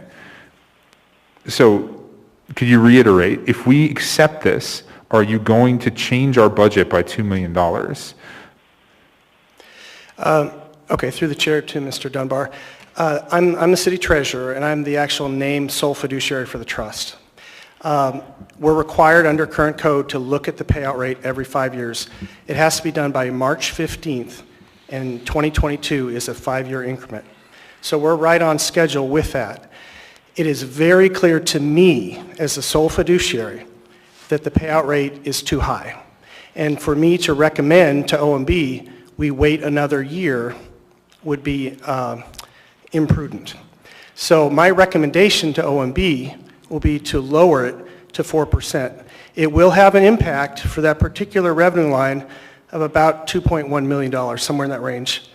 There are other revenues that'll be plus or minus that get thrown into the mix. So the net revenue adjustment during first quarter budget revision will be something most likely less than $2 million. It will be up to the administration and to OMB to decide what version of a revised budget they prepare and present to the Assembly. And then that will be the Assembly's final call, along with the mayor's veto power, if there's any veto. So I'm just doing my part to listen to the commission, to hear from our consultant, our investment consultant, and then to act as the sole fiduciary to do the right thing without waiting. And so that's what's occurring. So, can I have a quick follow-up, Mr. Chair? Please. Okay, so the way I'm interpreting what you're saying is, so we can vote to accept this, but it doesn't mean we approve that change in our budget. That's going to go towards the in first quarter budget revision. Correct. Okay, and that's fine. I think that then we'll have to talk about, does that mean we switch from this to property taxes, frankly? Because inflation will also raise the property tax cap you could collect, right? So it's, and that might be unacceptable to OMB or to the administration, but ultimately we are the people who decide, right? We are the people who vote to set the budget in first quarter. Yeah, absolutely. Okay. Yes. Thank you, Mr. Chair. All right, Ms. Salatel, no, okay, Mr. Weddleton. Well, because I think the implication happens, if we only pull 4% out and we drop 2 million, these municipal trust fund dollars replace property taxes, and if our budget approved already went to the tax cap, that means we cut 2 million out of the budget. Where does it come from? It doesn't increase the tax cap. No, but because it's under the tax cap, it's replaced by collectible property taxes, which is unfortunate. So I'm not sure we should be having a debate like this. Yeah, no, well, it's not a debate, it's math, and I might have made a mistake or forced it, I don't know. We have a motion to accept. We could hear a motion to do something else, or we could hear more members of the body that want to talk to the item.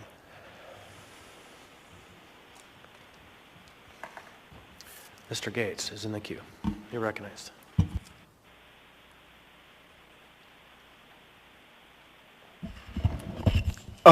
Thank you. I just asked to speak the action that's being taken, a motion to accept, and it, in my view, and I think from a legal view, it would be simply accepting this AIM and its report and acknowledging they make it a recommendation, not necessarily taking action on that recommendation. That would be a different type of action. Okay, the question before us, shall we accept this information memorandum? Members may proceed to vote.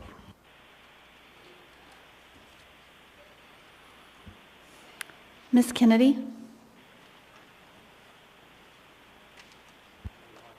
Miss LaFrance Yes. is excused. Ms. LaFrance is excused?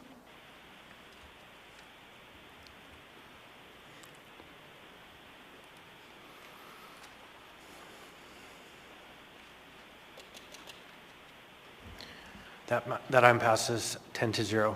Okay, thank you, The Mr. memo Chair. has been accepted. Thank you. Next item we have before us is 10F4, which is Information Memorandum Number AM 37-2022, Summary of Changes to AO 2021-96 as amended 2022 General Government Operating Budget for the Municipality of Anchorage to conform to the executive organization adopted in AO 2021-114 as amended. What is the will of the body? Move to postpone to the meeting of April 12th and have a work session. There's a motion. Is there a second? Second. Moved by Ms. Zalatal, seconded by Mr. Rivera. May I speak to it? Ms. Zalatal, you recognize? Thank you, Mr. Chair. So I'd like to move to postpone this for a work session because some of the information contained in here suggests that the Assembly's approved budget after veto override was not the budget loaded into SAP or the budget that is currently being utilized by the administration. The memorandum from the chair certainly suggests that there are no real-world effects, but I don't know what that means. Of particular interest are grants for the alcohol tax going out for the full amount as appropriated by the Assembly. Have there been any other, if the amounts are different, I just need a further in-depth look at that. I am having a hard time getting my head around how a budget loaded into SAP that is different than the approved budget doesn't have real-world effects. And so I'd like to deep dive into that, and I would like to have a work session to do that. And my guess is I was thinking it would make sense to take it to the budget, the budget committee, but I think it would frankly hijack the meeting. So I think a work session and having some time and flexibility in our schedule, but we really should dig into this prior to 1Q. Thank you. Mr. Weddleton, you're recognized. Yeah, I wonder, I guess it's a city manager or Mr. Frisk or something. So what does a delay do to this? I mean, the budget doesn't stop, right? Are there some things that can't be funded if we don't approve this? Mr. Weddleton, sorry, I gave my copy of that away. I don't think a delay on this item is going to do anything, frankly, to the budget. The reality is we're in the beginning of the budget. That way, most of these departments have flexibility in their budgets. I mean, we're only in month 3 of 12 months. So just as OMB has indicated, I don't think at this moment there's going to be any budgetary impacts, but this is a topic of discussion we were anticipating at 1Q. Thank you. Oh, there you're back. All right, without anyone else in the queue, members may proceed to vote. Motion is postponed to April 12th. And have a work session. Ms. Kennedy? Yes. Mr. Presberdia?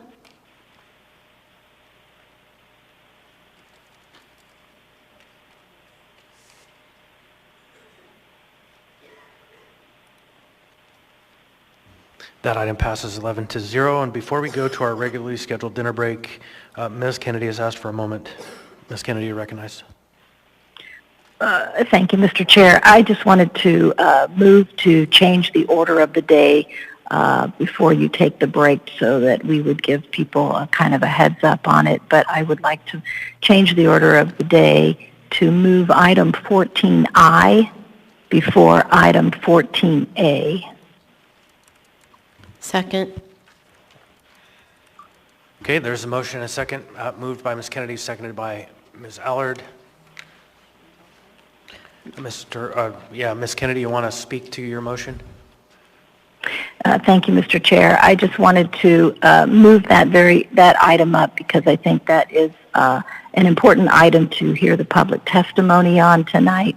And as I am in a time zone 4 hours ahead of you right now, and that's the last thing on the agenda, I just didn't want that to be something that wouldn't be taken up till like 11:30 tonight. I've got a plane to catch about 4 a.m. here, and wanted to the opportunity to hear the testimony. So hoping that moving it up earlier would give me the chance to do that. So. Truly a selfish request, but thank you, Mr. Chair. Thank you, Madam Chair. You're recognized. You have the gavel. Thank you, Mr. Vice Chair. Seeing no other members in the queue, members may proceed to vote on the motion to change the order of the day to take up item 14I before 14A.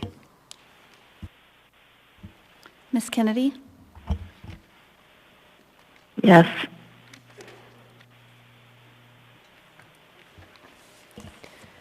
The motion passes 11-0. We will take our 20-minute dinner break, and when we come back, actually we have other items, I believe, but the motion to change the order of the day means we will take up item 14I before 14A. So we'll go ahead and take our break now.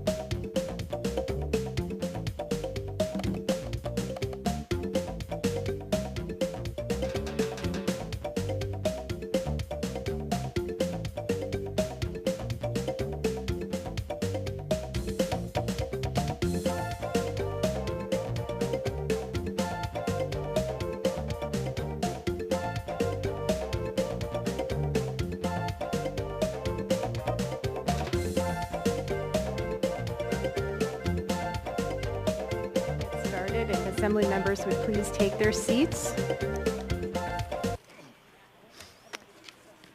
We'll now take up the unfinished business and unfinished action on public hearing items.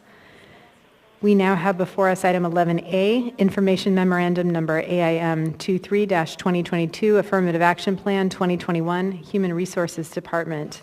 Action was postponed from the meeting of January 25, 2022. There is no motion pending. What is the will of the body? Move to accept. Second. A motion to accept has been made by Mr. Constant and seconded by Mr. Rivera. Mr. Rivera? Yeah, thank you, Madam Chair. So I'm just going to repeat the comment I made at the work session, which is basically, this plan is good to go as I see it, as written, but it doesn't really mean that we are good to go. And, if you were to go out and talk to people in the community, and especially BIPOC groups and BIPOC leaders, and tell them that according to our affirmative action plan, that we're all good with our hires, no need to worry, I would definitely get some weird looks, and people would disagree with me. In fact, on Talk of Alaska recently, there was a discussion on this very topic where, as one example, a guest focused in on black lawyers in Alaska and spoke about the stagnation in the number of black lawyers in Alaska over the last decade. Now, unfortunately, the way that our affirmative action plan works, the data inputs used, the tests done, it frankly defends the status quo. And to be clear, no one is to blame for that. You put the data in the machine, it spits it out, the results, pretty standard. So the affirmative action plan is technically correct. And I think the work of our staff for putting this together for the first time in years, glad to see that we had one. But just because the data says we're good doesn't really mean we are. So this isn't a plan to change the status quo, and that's what many in our community are asking for. So I think it's safe to say that we have some work to do, and I look forward to delving into it. Thank you, Madam Chair. Thank you, Mr. Rivera. And I just want to note before I move on to Mr. Constant that Mr. Perez-Verdia is on the line and also Ms. Kennedy. Mr. Constant? Thank you. The work session that we had on the subject of the affirmative action plan was in some ways very revealing. And what it revealed to me in particular is that the area we as a body should be figuring out how to address is recruitment tactics and methods, how we're shopping for people to apply for jobs, how we're getting information out to communities of interest that we want to see promoted within the system who we see are not adequately represented within the statistics. There were a number of points plainly made where our policies have to be neutral. But that said, it doesn't mean the investments we've been making in recruitment have been neutral. And so we, I believe, have a duty to figure out a way to ensure that our recruitment processes are representative of the community and not just of narrow bands of the community. But otherwise, I think it's a quality report. Thank you, Mr. Constant. Seeing no other members in the queue, members may proceed to vote on the motion to accept AIM 23-2022. Ms. Kennedy? Yes. Mr. Perez-Verdia? Yes. The motion to accept passes unanimously, 11-0. We now have before us item 11B, Assembly Memorandum Number AM 104-2022, Urban Design Commission Appointment, Alexandra Ninalo, Mayor's Office. This item was postponed from the meeting of February 15, 2022 to permit a 10-day public comment period. No motion is pending. What is the will of the body? Move to approve. Second. A motion to approve has been made by Mr. Constant and seconded by Mr. Peterson. Is there any discussion?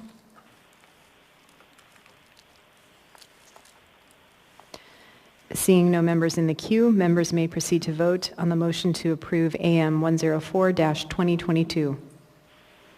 Ms. Kennedy? Yes. Mr. Perez-Verdia? Yes.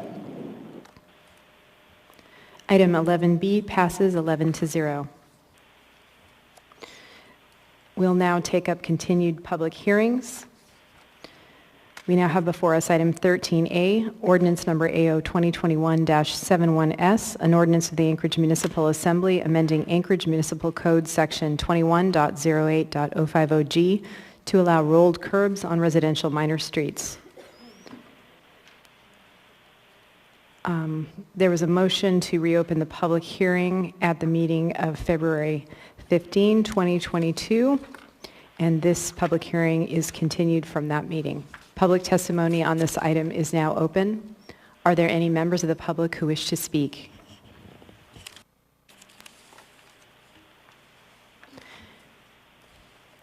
We don't have anyone signed up.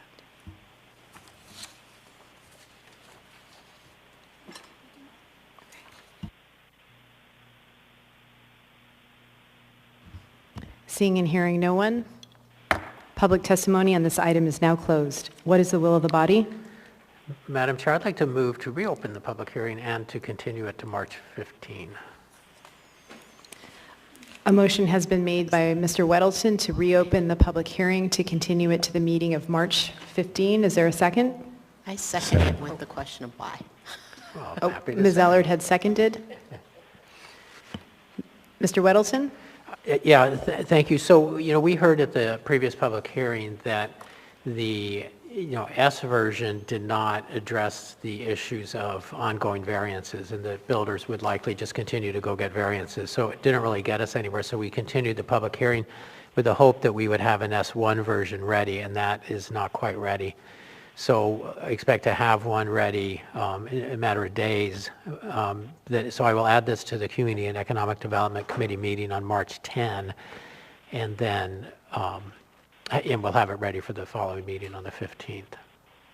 So I appreciate everyone's patience. Thank you, Mr. Weddleton.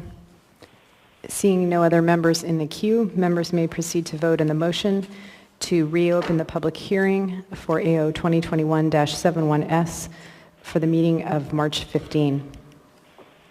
Ms. Kennedy? Yes. Mr. Perez-Verdia? Yes. The motion passes 11-0. This item will be back before the body on March 15.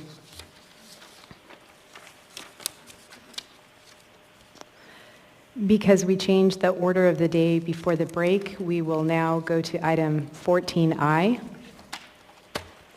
This is the second public hearing, ordinance number AO 2022-37, an ordinance of the Anchorage Assembly providing for reapportionment of the Assembly election districts.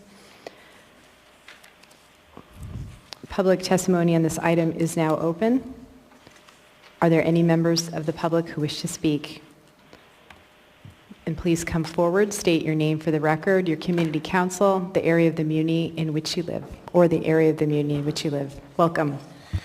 My name is David Weir. I'm in District 6, and I'm in the support of Map 6 version 2. I've lived in Anchorage longer than most of the Assembly members have been on this in Anchorage or on this Assembly. I moved into South Anchorage in 1965 when there was no District 6. I've lived basically all over Anchorage, but grew up mostly in South Anchorage. I've lived in West Anchorage, Mid Anchorage, East, West, all over. But over 20 years ago, I moved back to South Anchorage because that's where I felt comfortable. I believe that Map 6 keeps most of the lines pretty much where they're at, and most of the people that have moved in those areas are comfortable living there. It even affects the amount of community councils, because the community councils are drawn on those same lines. And I'm part of 4 different community councils because of rental property that I own all over town. And I can tell you that each community council has a different feel to it, just like the areas have a different feel to it. So keeping the lines as close to what they are, I know that some lines have to move because we have to move the amount of people, because that's the whole point of why we're doing this. But trying to keep them as close as possible, I believe that Map 6 version 2 does this. So I'm in support of Map 6 version 2. Thank you. Thank you for your testimony. Welcome. Please state your name for the record, your community council, or the area of the muni in which you live. Irene Queetnow, District 3, represented by Eagle River. I'm for Map 11, version 2. It addresses several concerns. Well, first of all, it keeps the areas concise, follows mostly the current boundaries, but it also addresses several concerns that were presented before. One of them being that there was this little part of East Anchorage that was part of Eagle River. It kind of went down into East Anchorage. That has now been returned to East Anchorage, like the people who brought that up wanted. So that has been taken care of. It also keeps Stuckagon Heights with East Anchorage and the hillside with South Anchorage.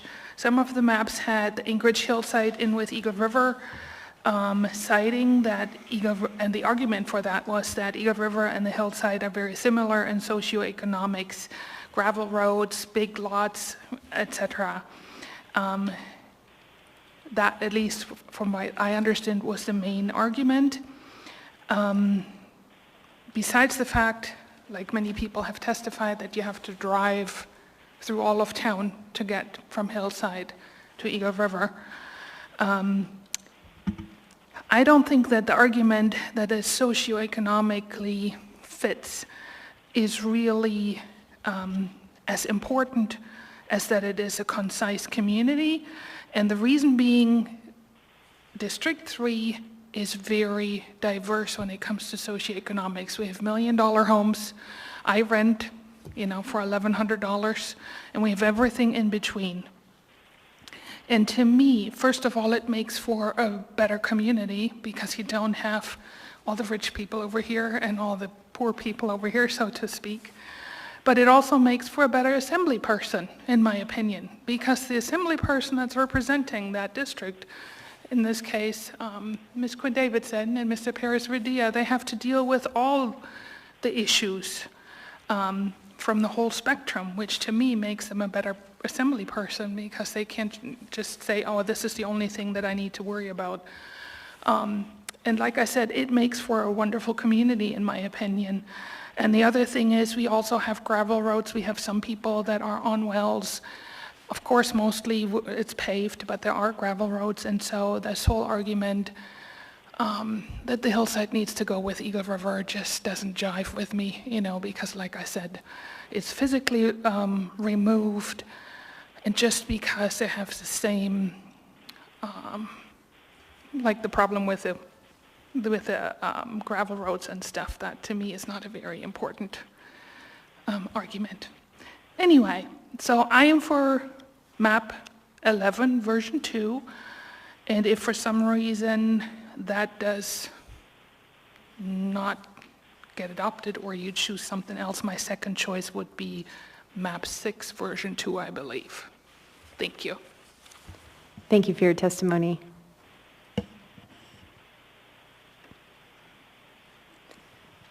Welcome. Please state your name for the record, and will you be speaking as a representative of a community council?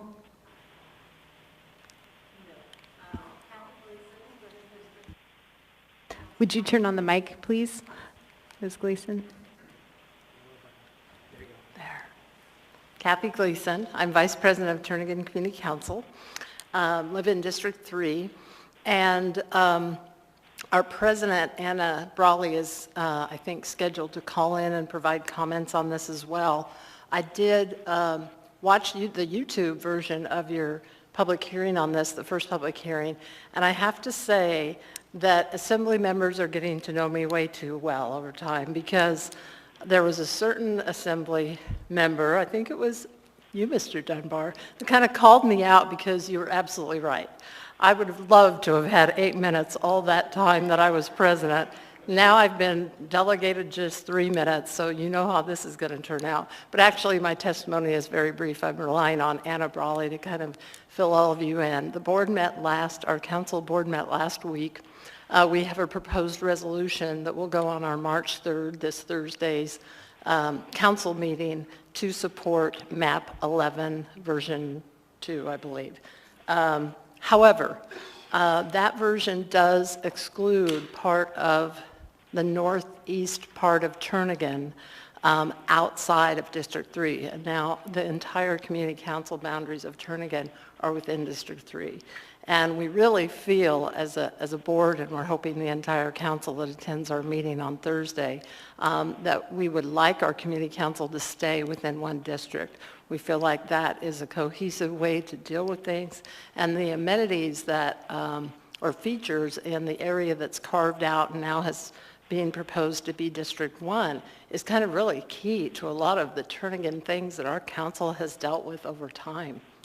And whether it's Forest Park Drive and Safe Routes to Schools projects, whether it's Fish Creek Estuary, second part of the southern part of Westchester Lagoon, West Romig campus, we've spent a tremendous amount of time, and it would be much more efficient for our council to just deal with our 2 representatives than 4. I just talked to Lindsay, who was past president of Turnagain Community Council earlier this evening.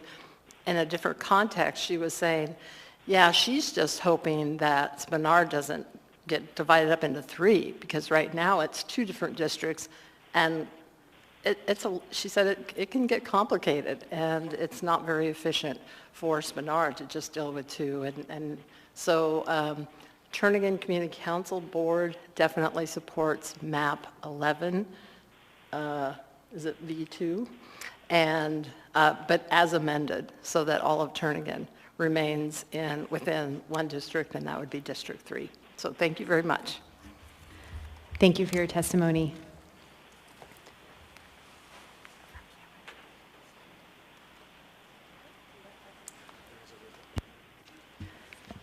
Welcome. Please state, or go ahead. My name is Dan Gleason. Actually, I'm sorry, Mr. Gleason. Could I pause you for a second? Ms. Quinn Davidson was in the queue for... Yeah, sorry about that. I can speak to Dan and Kathy, but I just wanted to quickly thank you, Kathy, for that testimony. And Denny Wells, who I think, is that Denny back there, who is a mapping expert who has been volunteering.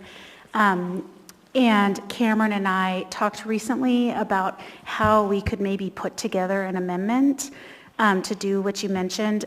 I'm under the understanding from a Friday work session that Mr. Constant's also working on an amendment that might be somewhat holistic and also accomplish that goal, but because of Open Meetings Act, we're not allowed to talk unless it's in the public sphere. So we'll see how that goes when amendments come out. We might put one, we might hope. I'm sort of signaling to him that his amendment includes that as well. Anyway, I just want you to know that we heard that testimony, and we've heard it from other people in the community as well, and we're trying to figure out a way to do that.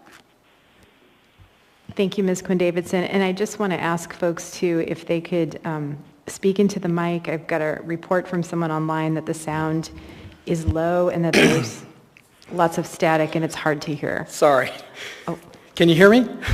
We can hear you. Thanks. My name's Dan Gleason. I'm a member of Turnagain Community Council, District 3. I'm here to, through the chair, Mr. Dunbar, I don't get drugged here by my wife. So, just for the record, I'm here on my own.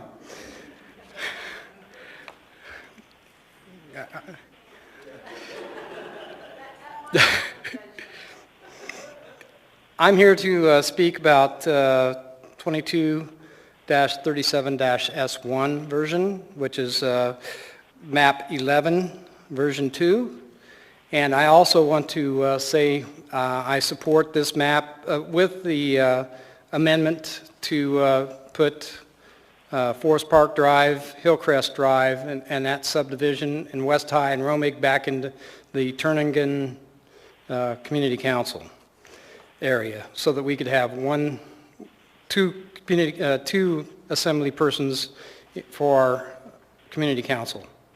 So, and I appreciate Assemblyman Weldon's version of this map. That's very nice, very good, and I think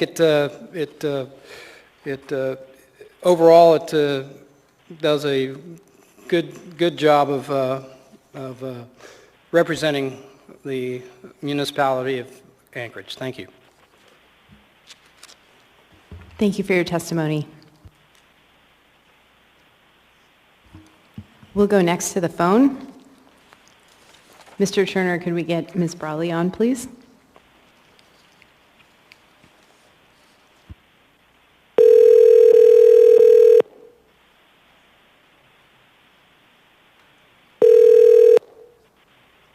Hi, this is Anna. Hi, Ms. Brawley. Yes, hello? Hi, this is Suzanne LaFrance with the Anchorage Assembly, and you are on for public testimony on 14I, AO 2022-37 reapportionment. The sound doesn't sound so good. It's a little bit muffled. Okay, is that better? It's a little clearer, but if you could just turn the volume down a bit. And then, Ms. Brawley, will you be How about this? Will you be speaking, I assume, as a representative of your community council? Yes, I'll be speaking on behalf of Turnigan. Great. I will set the timer for 5 minutes. Okay, thank you. Thank you, Assembly. Oh, and sorry, for the record, my name is Anna Brawley, President of Turnigan Community Council. Thank you for engaging in a thoughtful process to draw new district boundaries required for reapportionment. We know that it is challenging to balance the interests of everyone in the municipality to meet legal requirements and intent for fairly apportioned districts. Tonight I'm testifying on behalf of the Turnigan Community Council Executive Board, as we have not had an opportunity to bring this resolution officially to our council, which I believe Kathy already touched on, that we are intending to do so at our meeting on Thursday. So we understand the need for balance in drawing new district boundaries, but we do have concerns with some of the proposed maps put forward. First, our overall priority is to keep our council boundary in a single assembly district. We are one of the most active councils in the city. We represent a significant portion of the area generally referred to as West Anchorage, and we appreciate having both our assembly members regularly at meetings and who are also able to focus on our local issues. And we know that with 38 councils, all 11 assembly members, soon to be 12, are busy attending meetings throughout each month. Splitting members' time further by having to attend more council meetings and requiring us to have up to 4 assembly members reporting back to our council may sound like more representation, but it's actually less effective for everyone. We highly recommend taking into account community council boundaries when drawing reapportionment lines for West Anchorage, and specifically keeping Turnigan in one district. Second, when we're looking at the specific maps and proposed districts, we do generally support map 11. However, we have 2 major areas of concern, and we urge the Assembly to amend the final map as follows. And I'm sharing these comments verbally, but we have more details written out, including screenshots to indicate what we're talking about. So again, overall, we support map 11, but we do oppose the following parts of both maps 11 and 12. The first one is both maps 11 and 12 exclude portions of North Turnigan, including the West High Romig Middle School campus, and they move them out of our West Anchorage district into District 1. So in particular, map 12 not only does that, but it also bisects our neighborhood at Northern Lights Boulevard, which would put a large portion of our neighborhood in District 1. And then the second issue we have, shifting our boundaries to include significant portions of South Anchorage, neighborhoods like Ocean View and Bayshore, that don't really reflect what we and most people understand to be West Anchorage or part of our geographic area. And we believe those neighborhoods would likely agree and would see themselves as having more in common with South neighborhoods. So in general, we would urge an amendment if District 9 lines do need to be redrawn to not go so far south as they're showing on map 11 and map 12. So to sum up, we respectfully request that the final reapportionment maps take into account community council boundaries, and that District 3 remain truly a West Anchorage district, including Turnigan Community Council boundaries. Thank you. Thank you for your testimony. Are there any other members of the public who wish to speak? Anyone at all? Yes, sir, just on this item. Welcome. Please come forward, state your name for the record, your community council, or the area of the muni in which you live. Thank you. My name is Christian Harrison. For the record, I'm in, well, is it still? Okay. Mr. Constance, District 1. Since this only happens once every 10 years, I can't complain or really say anything if I didn't ever participate. What a hard job. My heart goes out to the representatives of District 2 and District 6 and District 1 as, like, the municipality is, what, 26.2 square miles running all the way from Girdwood to Eklutna. And no wonder this is such a hard issue, because you also have to take in consideration kind of a balancing act of population and votes, so that there's not too much power or too little. Having lived in numerous areas of the city, I would say that the previous citizens' testimony about those areas is something that I would support, and along with Map 11 version 2. Thank you. Thank you for your testimony. And if I could ask that any folks planning to testify could line up or come closer.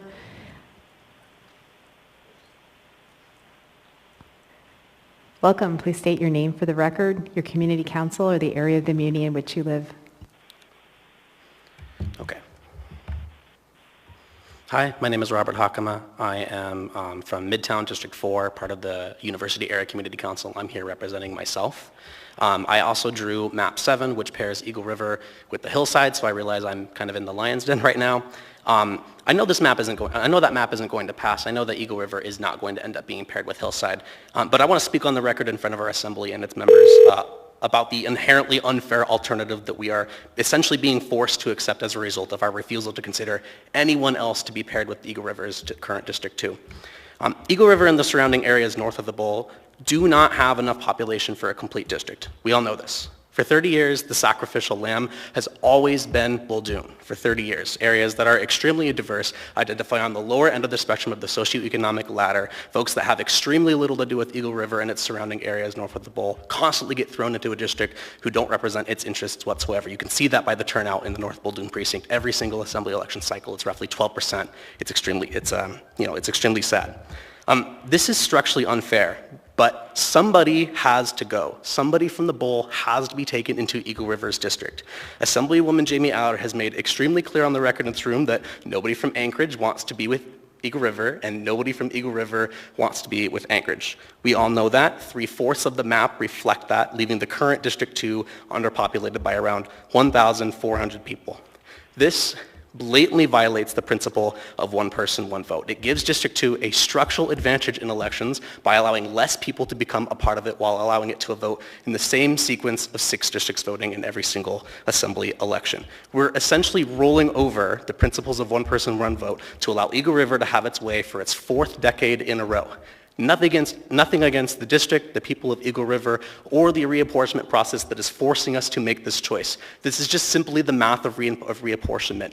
The reason that the hillside or some area that is more socioeconomically similar to Eagle River should be paired is because we have to make a decision about who goes within that district.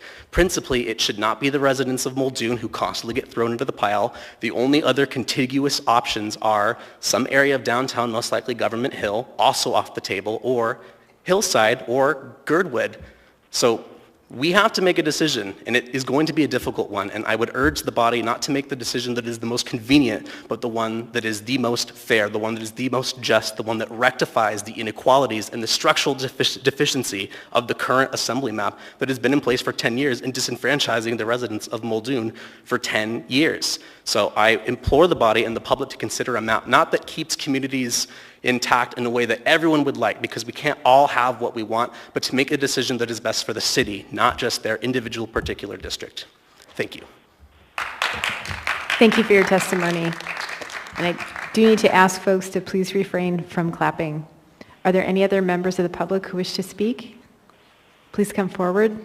State your name for the record, your community council, or the area of the muni in which you live. Hi, my name is Denny Wells. I live in Sand Lake. represented by Ms. Quincy Davidson and Mr. Perez-Verdia. And could you speak closer to the mic, please? Yes, sorry. As with Mr. Hakama before me, I'm one of the community members who have drawn maps for you. And I wanted to come up today to say thank you. Thank you for having an open process. Thank you for having a process that allowed community members to submit maps and have them taken seriously. My kids, when they walked into the library and saw maps with my name on them, that was just so cool. Sorry. Anyway, thank you. The choices, at this point, I've drafted probably at least 3 dozen maps that I feel like would be reasonable representations of Anchorage. There are a ton of different ways that you can do this, a ton of different compromises that you can make, and you're going to have to pick one.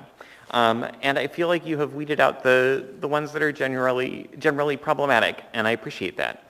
Among the ones that you have left, my preferences are for 6 and 11, but I feel like Mr. Hakama's testimony about the inequities of the Eel River population size, I think it's not wrong to move past that and listen to Hillside and roll with the Eagle River Jay Bear pairing.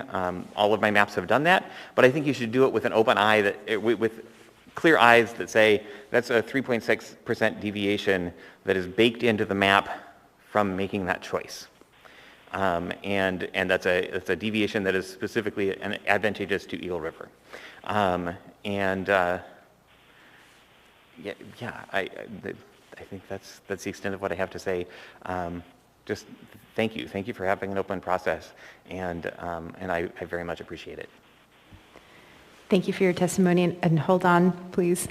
Mr. Perez-Verdia has a question for you.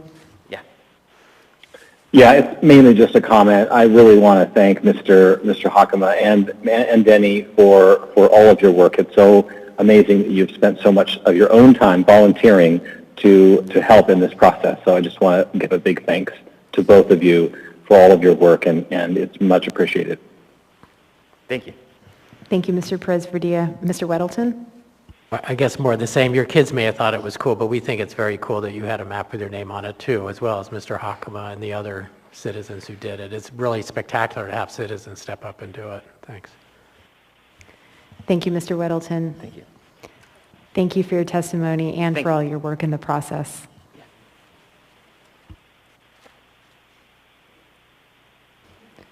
Welcome. Please come forward, state your name for the record, your community council of the area of the muni in which you live. Hi, my name is Brenda Hasty, District 3. Came here to testify on this ordinance this evening. I have been identified during the break by one of the assembly members as being one of the unfriendly, so I assume that you'll take my opinion in that regard also. And if you could step a little bit closer to the mic or pull it close. Is that better? Thanks. So in reviewing the maps, I am in favor of map 11 version 2. I have listened over these past weeks to the different communities voicing their opinions on their areas and how they want to be reapportioned. The hillside wants to remain intact and don't want to be lumped into the Eagle River Jay Bear area, and a lot of Jay Bear works and lives in Chugiak and Eagle River Jay Bear. It makes sense to leave them together. I was raised in Spenard and District 4, went to East High School, lifelong resident of Anchorage.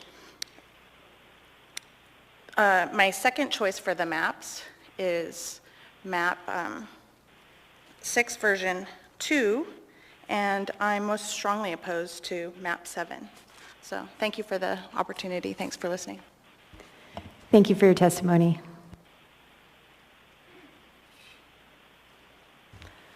Are there any other members of the public who wish to speak?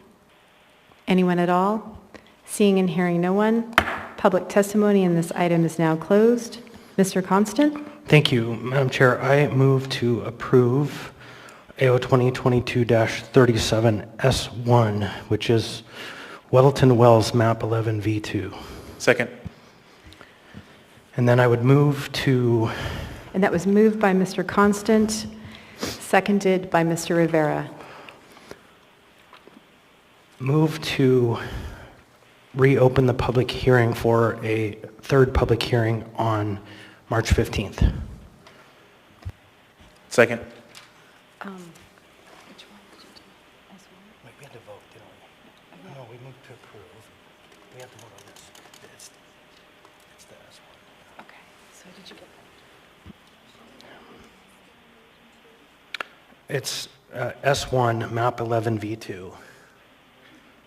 I just want to be really clear, it's both of those 2022-37 S1, which is map 11 V2. And I would put Weddleton Wells map 11 V2.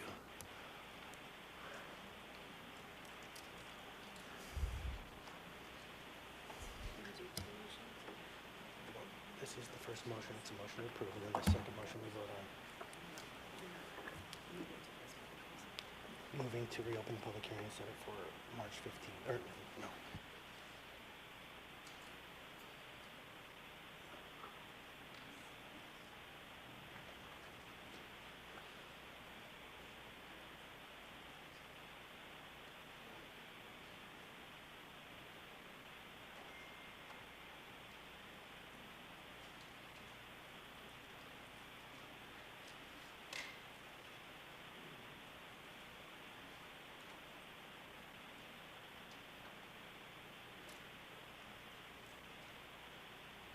And for folks on the line, we are just conferring on the motion and reviewing some information from council.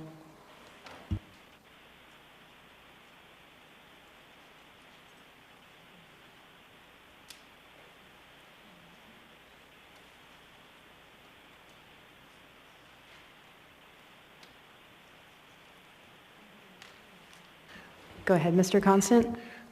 Mr. Gates, you sent us an email that suggested a process, and I'm wondering, the process you suggested said make a motion to postpone indefinitely the items not moving forward, and then move the S1 with map 11 and motion to set for a third public hearing. Can we do that in the reverse order, meaning move to set a third public hearing for the item that's been moved, and then make a motion to postpone indefinitely the other items?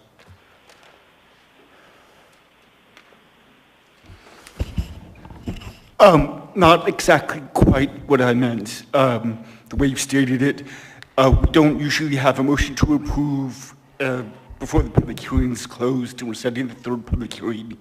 And that's why the recommendation was for process of elimination maps that you didn't want to move forward, postpone them indefinitely, and set a public hearing for the remaining maps, map portions of this ordinance, without moving to approve one specifically. Okay, so if the seconder doesn't mind, then I would like to amend the motion first to be to postpone indefinitely the original version, the S version, and the S2 version. The second's fine with that. And so then the process just in reverse of what I would have done, but the idea is let's put those to rest and then move forward with the S1 version. Thank you, Mr. Constant.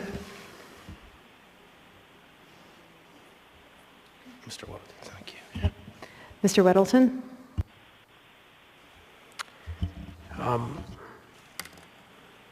Yeah, just I guess a moment of comment. So I will support that motion, but I do, the one moving forward has Weddleton Wells on it, which I appreciate that. I would say that of these maps, for me as a representative for South Anchorage, map 6 version 2 is by far the best map. It leaves South Anchorage much like it is now. It moves Independence Park, where I live, north, which it is more like the northern neighborhoods. When I offered the other one, it was because I'd heard so many points made by other assembly members and by the public that there were problems with that one. So I modified it, so I'm happy to do that. But do know, I mean, the comments made by Mr. Weir and others from South Anchorage, map 6 is definitely the best one. If I look only at South Anchorage, that's my preference. Thanks. Thank you, Mr. Weddleton. Ms. Zalatel? Thank you, Madam Chair. First, I'd like to say thank you to everyone who submitted a map in the process. I tried to use the public mapping tool and stopped. So thank you, thank you, thank you. And then I went and sought help, knowing you're not in your skill set. Because the motion pending before us is the motion to postpone indefinitely several of the other maps, I do want to say that I take the comments about the deviation in Eagle River Chugiak very seriously, and I've really been thinking about it, but I don't know what the fix is that would be accepted by our community. And I think that's a really tough spot to be in. And in Midtown, you know, the district I represent with Mr. Rivera, we kind of just get pushed around based on what the other district's needs are. And while I appreciate Mr. Weddleton's comments about map 6 version 2, it really does alter Midtown in a significant way. It would bump a good portion of Rogers Park out of Midtown, and that's a big part of the Midtown identity. So I've really approached this process keeping in mind that we're stuck in the middle, quite literally, and really thinking about the balance of the interests of Midtown and what it means to live in the middle of town or in the central district. And what are those defining characteristics, and will the map moving forward keep those characteristics intact? And I think that map 11 does that, but it still weighs very heavily on me that the deviation is what it is in Eagle River Chugiak. So I keep thinking about if there's anything else. But again, I'm not great with the map tool. So in some ways, this is an open invitation that if there are other ideas, if we do move forward with map 11, that we can somehow continue to work it through the amendment process. I'm all ears. So again, thank you for those that have participated in making the maps and provided the comments. And I'll be supporting the motion. Thank you. Thank you, Ms. Zalatel. Ms. Allard? Thank you. I'm actually flattered that Eagle River has been talked about so much. It's not the fault of Eagle River's boundaries of where we're at. We are a separate city, and we happen to fall underneath the umbrella of the Anchorage borough. So I just want to make that clear. So I don't want my constituency in any way to feel bad that they're pointing this out, because they're legitimate concerns, but there's not a lot we could do with it. We need to follow the charter. It's very explicit of what it requests and what we have to do by law. We have to follow up the census and the population. So that's all I have to say. Thank you, Madam Chair. Thank you, Ms. Allard. Mr. Rivera? Yeah, thank you, Madam Chair. I also want to echo the thanks from my colleagues to the map makers for all of the work that you've put in, even though I probably had some very strong opinions about some of the maps that were brought forward. I definitely appreciated all of the work that was put forward. I'm excited that we are at this place, and hopefully it's going to help our community to provide more specific comments over the next couple weeks, and lets them know where we are going as we narrow down to one map. So looking forward to the remainder of this process. Thank you, Madam Chair. Thank you, Mr. Rivera. Ms. LaFrance, you're recognized. Thank you, Mr. Chair. My thanks to all the members of the community who have participated in this process, especially those who submitted maps and all the time that you've taken to dig into the details.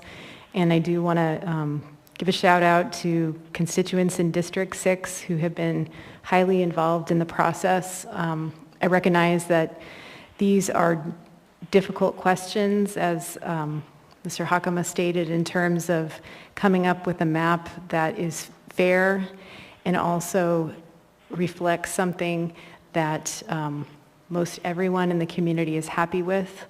So I feel like we still have a tremendous opportunity before us to fine-tune if we end up moving forward with one map, and to make some of those tweaks so that hopefully we can get to a place where most everybody feels satisfied and comfortable with the product. And my thanks to the committee members, and especially Mr. Weddleton, for the work you've done in bringing the process forward, and to you, Mr. Constant, for your work as chair. Thank you. Mr. Constant? Thank you.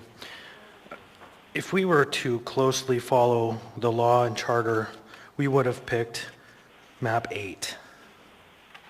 Map 8 was the only one that truly and honestly followed the code and the charter, but instead we are going to find that we have to deviate from the standards because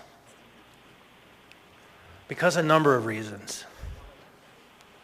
Because the communities of wealth and privilege demand it be so is the reason why. There is no other reason why. Any argument that we have to drive through 3 districts to get there fall when you look at the state maps, where the state redistricting board makes me have to drive through 3 state districts to get to the other side of my house district that I can't get to by driving through J-Bear. So already there's established a standard that driving through 3 districts is not in fact a thing under the law. Instead, what we are going to do, and I'll support this because I'm a practical person, is pick the least offensive map, which means we will perpetuate the injustice of the last 40 years, just a little bit less. And so when I think about this process, I think about Brother Martin Luther King Jr. and his quote in which he said, "The arc of the moral universe is long." There's a second part to that quote, but all I can feel is how long it is right now. I urge your support of this motion. Thank you, Mr. Constant. Seeing no other members in the queue, members may proceed to vote on the motion to postpone indefinitely the original AO 2022-37 and the S version and the S2 version. Ms. Kennedy? Yes. Mr. Yes. President? Thank you, Ms. Kennedy. Mr. Presverdia? Yes. The motion to postpone indefinitely passes 11-0. Mr. Constant? Madam Chair, I move to set a third public hearing for AO 2022-37S1, the Weddleton Wells Map 11V2, for March 15th. Second. So a motion has been made by Mr. Constant to set a third public hearing for the meeting of March 15 for AO 2022-37S1, and it has been seconded by Ms. Zalatel. Mr. Constant, did you want to speak any further to the motion? No, thank you.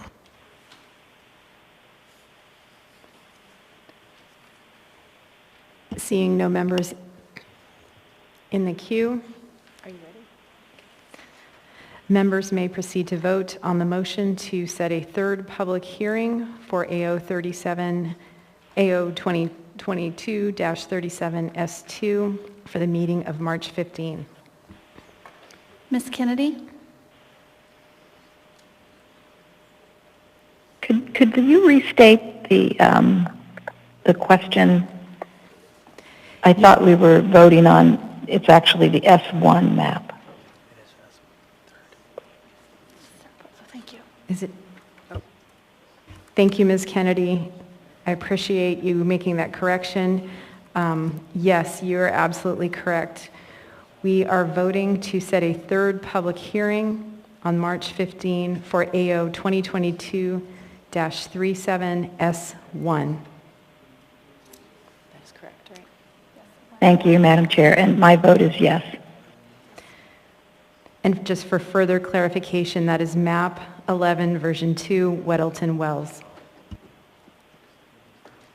Mr. Perez-Verdia?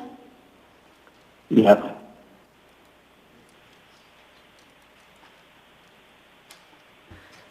The motion passes 11-0.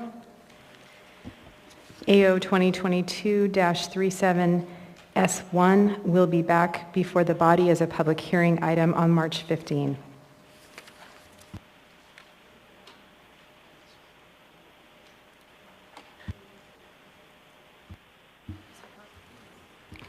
Mr. Constant? Thank you, and I'll just reiterate for folks who are listening that you can go to reapportionanc.org for details. Actually, we haven't updated the calendar on the website, so I think maybe we need to, but the calendar that is updated is to be having the next public hearing on March 15th. Amendments are due from the body members by March 7th. They'll be uploaded no later than March 14th, but probably sooner. So we'll have that public hearing on March 15th. We've scheduled a work session for March 18th from 1 to 3 at City Hall. And then finally, we've scheduled a special meeting for deliberations, the question of reapportionment, on March the 23rd. So there's still opportunities for members of the public to participate, and we welcome it. And emails in person at some of those sessions. March 15th is your next major opportunity. Thank you, Mr. Constant. We will now move back to item 14A, resolution number AR 2022-25, a resolution retroactive to January 1, 2021, approving administrative agreements between the Municipality of Anchorage and the Anchorage Police Department Employees Association, General Teamsters, Local 959, and the International Brotherhood of Electrical Workers, Local 1547 technicians, authorizing an incentive once per calendar year to benefit eligible employees and to complete an annual whole health evaluation in a calendar year. Public testimony on this item is now open. Are there any members of the public who wish to speak? If so, please come forward, state your name for the record, your community council, or the area of the muni in which you live. Welcome. Thank you, Chair LaFrance. My name is Christian Harrison. I'm in District 1. I live at Sullivan Arena Mass Shelter. In an effort to be more prepared, and I actually have something that I wrote concerning this. And it begins with a question. Why would you collectively approve an incentive program for private decisions and only include 3 selected groups? Are others in the Local 341, 302, the public employees, Local 71, the sheet metal workers for Local 23, or the United Food and Commercial Workers Trust, Local 1496, and every other worker, unionized and non-unionized, in less need of whole health annual examinations?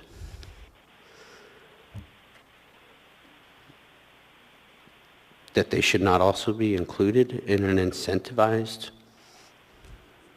decision? What of the unemployed, displaced, and chronically homeless people? Should we also have an incentive to get annual whole health evaluations? I would have thought that a continuing education agreement that one signs when accepting these types of positions would include, by inference, taking care to commit to individual, personal, and professional self-care. Wouldn't that include simple annual whole health exams? Since this expenditure did not previously exist, and no one's really losing anything by your decision not to use public dollars to fund personal private decisions. And no one should be upset with me for my questions and statements. I have no desire ever to take any money out of anyone's pockets or food from their mouths, nor do I believe that the government should spend tax dollars on select groups, incentives retroactively even, when all of the people whose property tax and other tax inputs are not benefiting. No one paid me for this, and I have no bias in this matter. Thank you for hearing me. I appreciate all of your decisions. Thank you for your testimony. Are there any other members of the public who wish to speak? Seeing and hearing no one, public testimony in this item is now closed. What is the will of the body? Move to approve. Second.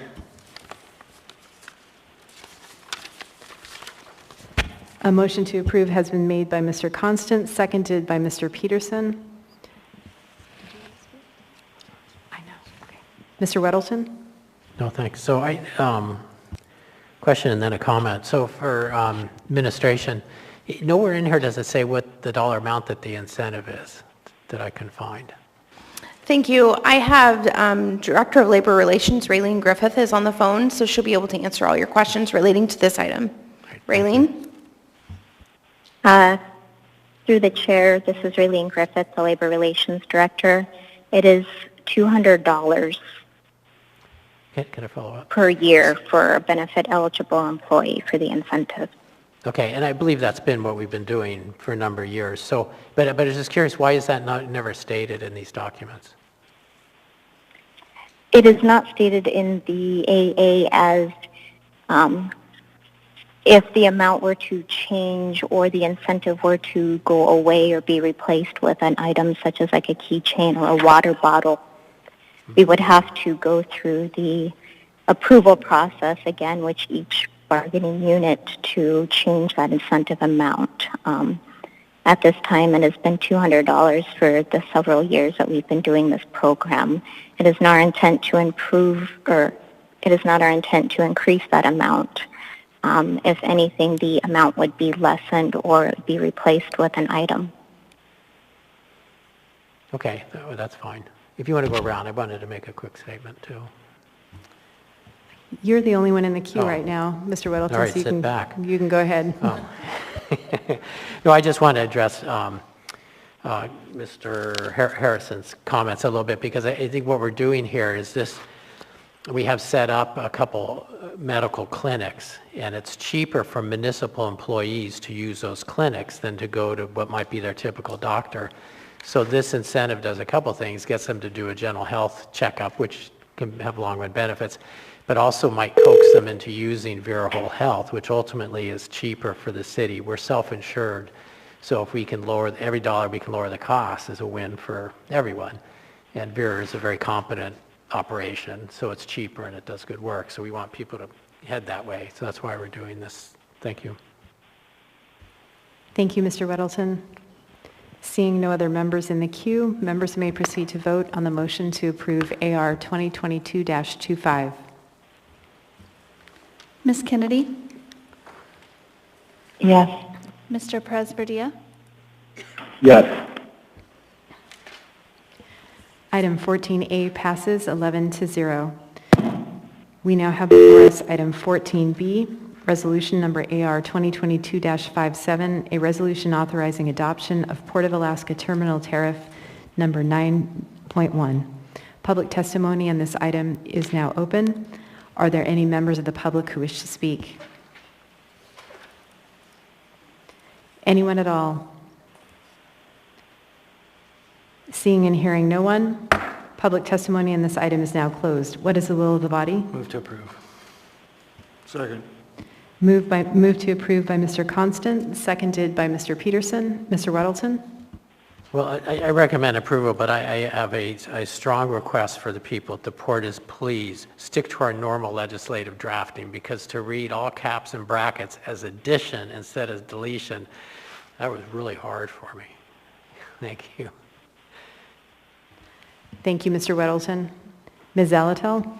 Yeah, thank you, Madam Chair. So yes, the legislative drafting would be nice if it was consistent with our own, but actually in this particular set of changes, it was really more administrative changes than substantive, and so I'm wondering if this type of sets of changes really are a public hearing item for in the future, it's something to explore, or if it could just be adopted through an AIM, because we're not actually changing the regulatory structure of, that applies to the application of the tariff. So it's something to raise for in the future, because this will continue to come up because we're keeping up to date things like web addresses. Thank you.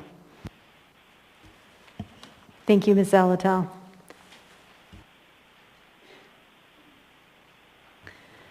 Seeing no other members in the queue, members may proceed to vote on the motion to approve AR 2022-57. Ms. Kennedy? Yes. Mr. Presberdia? Yes. Item 14B passes 11-0.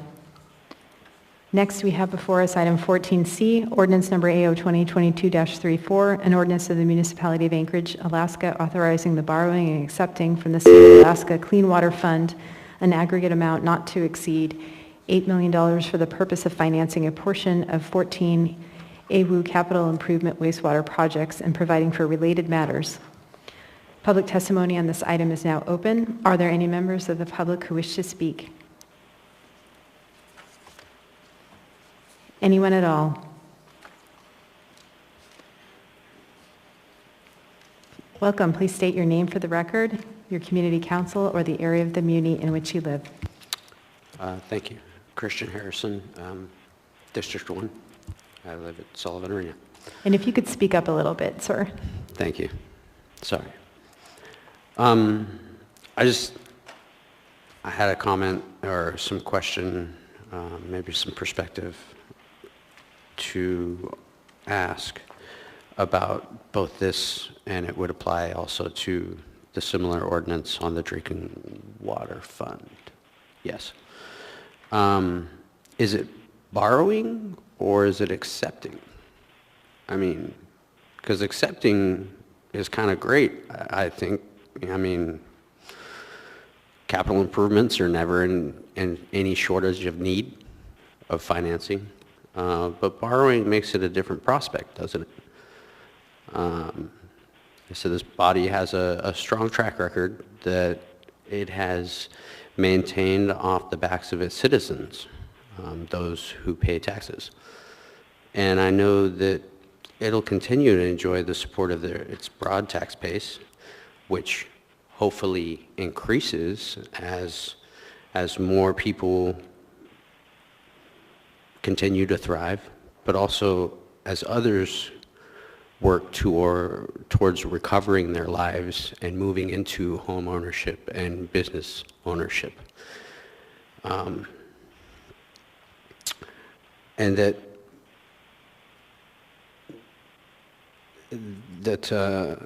I just was curious about that, and I know that you guys all very carefully consider your financial decisions. Thank you. Thank you for your testimony. Are there any other members of the public who wish to speak? Anyone at all?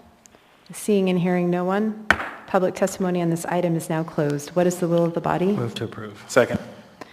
A motion to approve has been made by Mr. Constant and seconded by Mr. Rivera. Is there any discussion?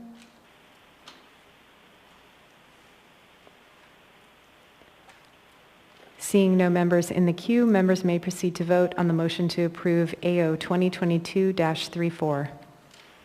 Ms. Kennedy? Yes. Mr. Presberdia? Yes. Item 14C passes 11-0. We now have before us item 14D, ordinance number AO 2022-35, an ordinance of the Municipality of Anchorage, Alaska, authorizing the borrowing and accepting from the State of Alaska Drinking Water Fund an aggregate amount not to exceed $10 million for the purpose of financing a portion of 6 AWU capital improvement water projects and providing for related matters. Public testimony in this item is now open. Are there any members of the public who wish to speak? Anyone at all? Seeing and hearing no one, public testimony on this item is now closed. What is the will of the body? Move to approve. Second. A motion to approve has been made by Mr. Peterson and seconded by Ms. Zalatel. Is there any discussion?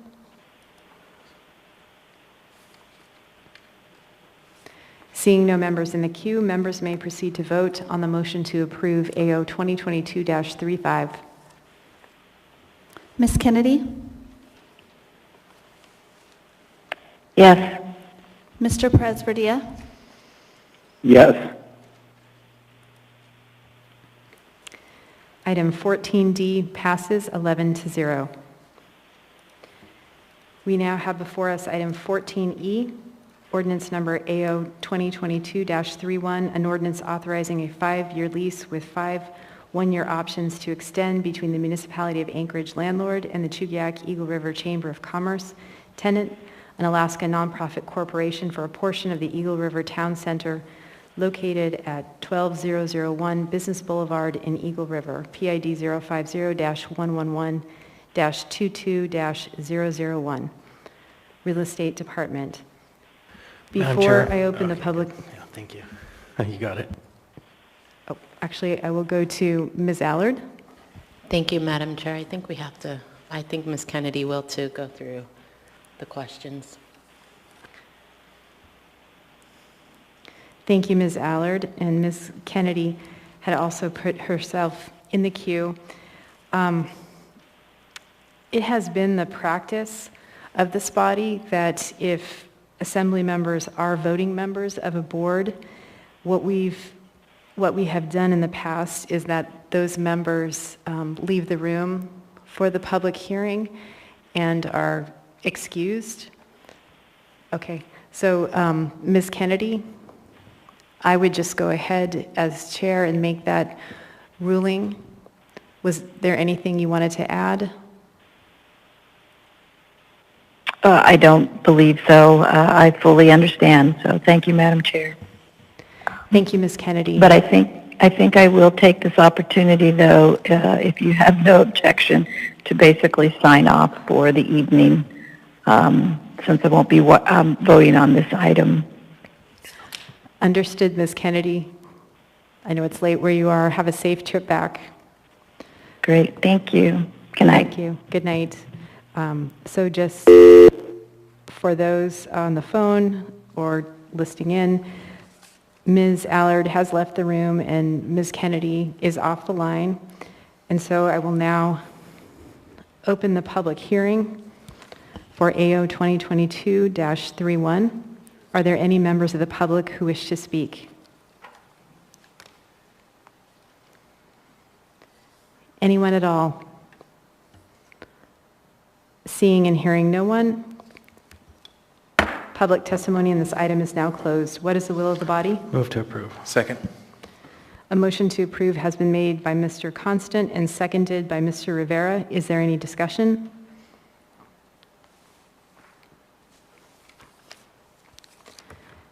Seeing no members in the queue, members may proceed to vote on the motion to approve AO 2022-31. Mr. Presberdia? Yes.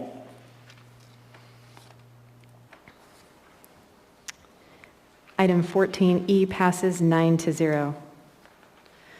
So let's go ahead. Oh, good. There's Ms. Allard, and Ms. Kennedy has been excused for the rest of the meeting. You can come back in now, Ms. Allard.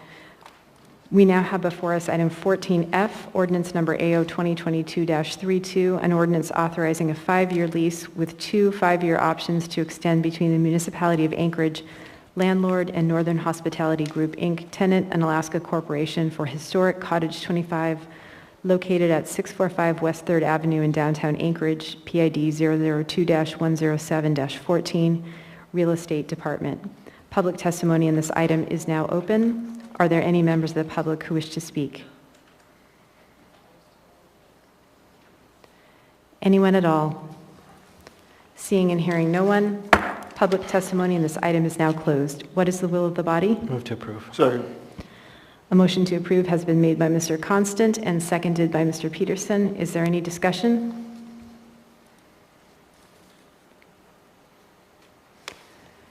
Seeing no members in the queue, members may proceed to vote on the motion to approve AO 2022-32.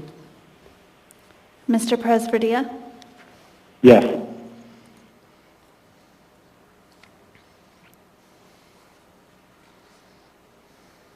Ms. Allard? Yes, because it's not popping up.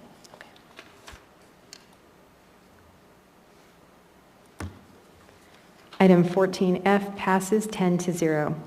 We now have before us item 14G, ordinance number AO 2022-33, an ordinance of the Anchorage Assembly amending Anchorage Municipal Code section 11.10.050 to change the allowable credit or debit card processing fee per transaction for taxi cab services. Public testimony on this item is now open. Are there any members of the public who wish to speak? Welcome. Please state your name for the record, your community council, or the area of the muni in which you live. Jackie Ransom, Spenard Community Council. I'd like to, in speaking on this, I would like to also mention that our industry, this just is one phase of our industry that is asking for assistance in raising capital. Could you speak closer to the mic, ma'am, please? I can just... we've come before you as we're individual owners and individual operators, and we've come before you a lot of times asking for relief. The permit owners and taxi cab owners, operators, are all individuals, but our money that we earn is governed by the dispatches per Title 11. We've been able to get a 25-cent increase in 17 years for that. And I'm not against the dispatch raising the credit card fee. I think our whole industry needs relief, and I'm not against that. But we would also like to be included, and we think because of the amount of change and time it takes to look at those fare rates for the city, for the municipality to do the studies and to change the each individual taxi cab, that we should only do it all together at one time. And that's what I'm asking for, is we weren't notified or anything about this credit card thing, so we couldn't participate earlier. I don't know where we are in the process on public speaking or public hearings, but I would like it tabled so we could be included in this and get our raises on our meters too. All of our costs have gone up. You've read where used cars are 40% higher in just the last year or so. We've only gotten a 25-cent rate increase per mile last fall after 17 years. In 2005, the Assembly, they maxed the rate out at $3, flag drop, $3 mileage, and $45 wait time. That was in 2005. Right now, we have never, ever made the top of those rates that was given to us because the dispatch controls it. And they say, no, no, we can't do it. Well, we are lacking in drivers. We can't get drivers. They're not making enough money, and we need some more studies done by the Assembly, and we want to be included in these increases. Thank you for your testimony. Mr. Weddleton has a question for you. Yeah, thanks for that. And we actually got an email from Susie Smith that I think parallels your comment, so it was really helpful. Yeah. So were we to pass this, it doesn't preclude going back and looking at the changing other fees. So would that be possible? Yeah, yeah, I'm not against this. It's just when you change any of the fees, each cab has decals that announce to the public what you charge. Each cab has to, the meters are changed and have to be resealed, or there's a process. And when you change the rates for the whole fleet, it becomes quite intensive. Can I follow up a bit? So if I understand you right then, if we pass this, you'd have to change the meters. Then if we went and did the more comprehensive changes, you'd have to go back and change the meters a second time, and you'd rather do it just once. No. Is that correct? I think so, but the dispatch is here and they're saying no, so Okay. I'm not sure. Okay, well, I suppose maybe I'm not the dispatch operator, I'm just the, I know we end up going through a lot of Okay. Changes. Okay, yeah, I appreciate that. Your knowledge is real helpful. Thanks. Okay. Thank you, Mr. Weddleton. Mr. Dunbar? Thank you, Madam Chair. I have another question. Something you said I didn't quite understand. So you said that we had raised the rates to $3 back in 2005, is that right? Correct. But you said that we're not actually in practice at that level because the dispatch companies, is that who sets the rates? Yes. So if we were to increase it, how would that impact you if you're already not to the limit? How would us increasing it have any practical impact? That's my concern. Title 11 needs to be changed. Something needs to happen where the individual operators have some way of getting the money that we've given evidence. We've given evidence why we need that money. Y'all read the papers. You know why we need that money, but we have no way of controlling that because the dispatch controls it. And for whatever reason, they won't go along with it. And that's all I'm saying. So can I ask you a follow-up question, Madam Chair? So what you're describing is not us increasing some maximum charge. You're talking about rather us sort of altering the relationship between you and the dispatch companies in some way. I'm talking about both. I would be happy with both because the $3 is it would be great, but if nothing changes, we would be happy with the $3 because that's what we would get. But we can't even get to the $3. Okay. So it's a conundrum. I don't know what the answer is, but we are asking for assistance. Thank you. Thank you, Madam Chair.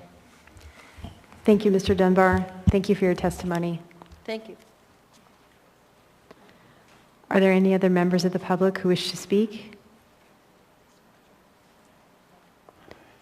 Welcome. Please state your name for the record, your community council, or the area of the community in which you live. Good evening, Rafael Barbosa. Thanks for having me. It's nice to see you guys again. I think that I myself, along with my colleague, I don't oppose that.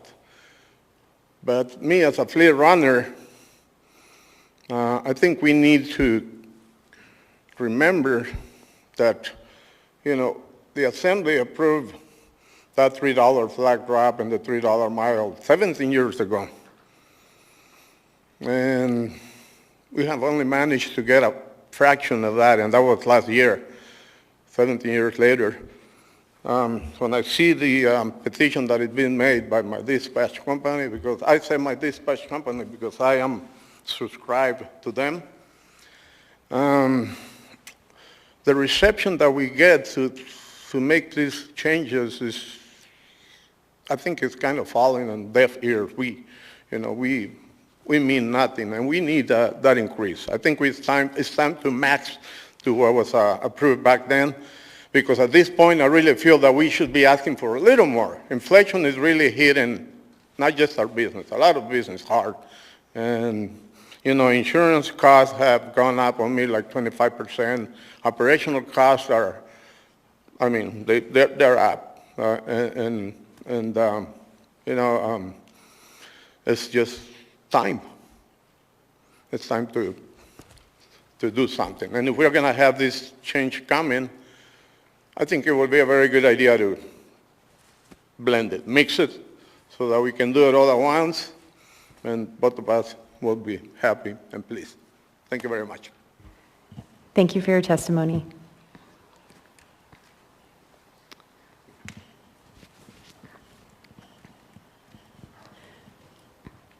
Welcome. Please state your name for the record, your community council, or the area of the community in which you live. Thank you. My name is Christian Harrison. in District 1. As a consumer, I remember in 2012, I worked in South Anchorage and I lived on 9th and C Street, or 9th and A Street. Yes, 9th and C Street.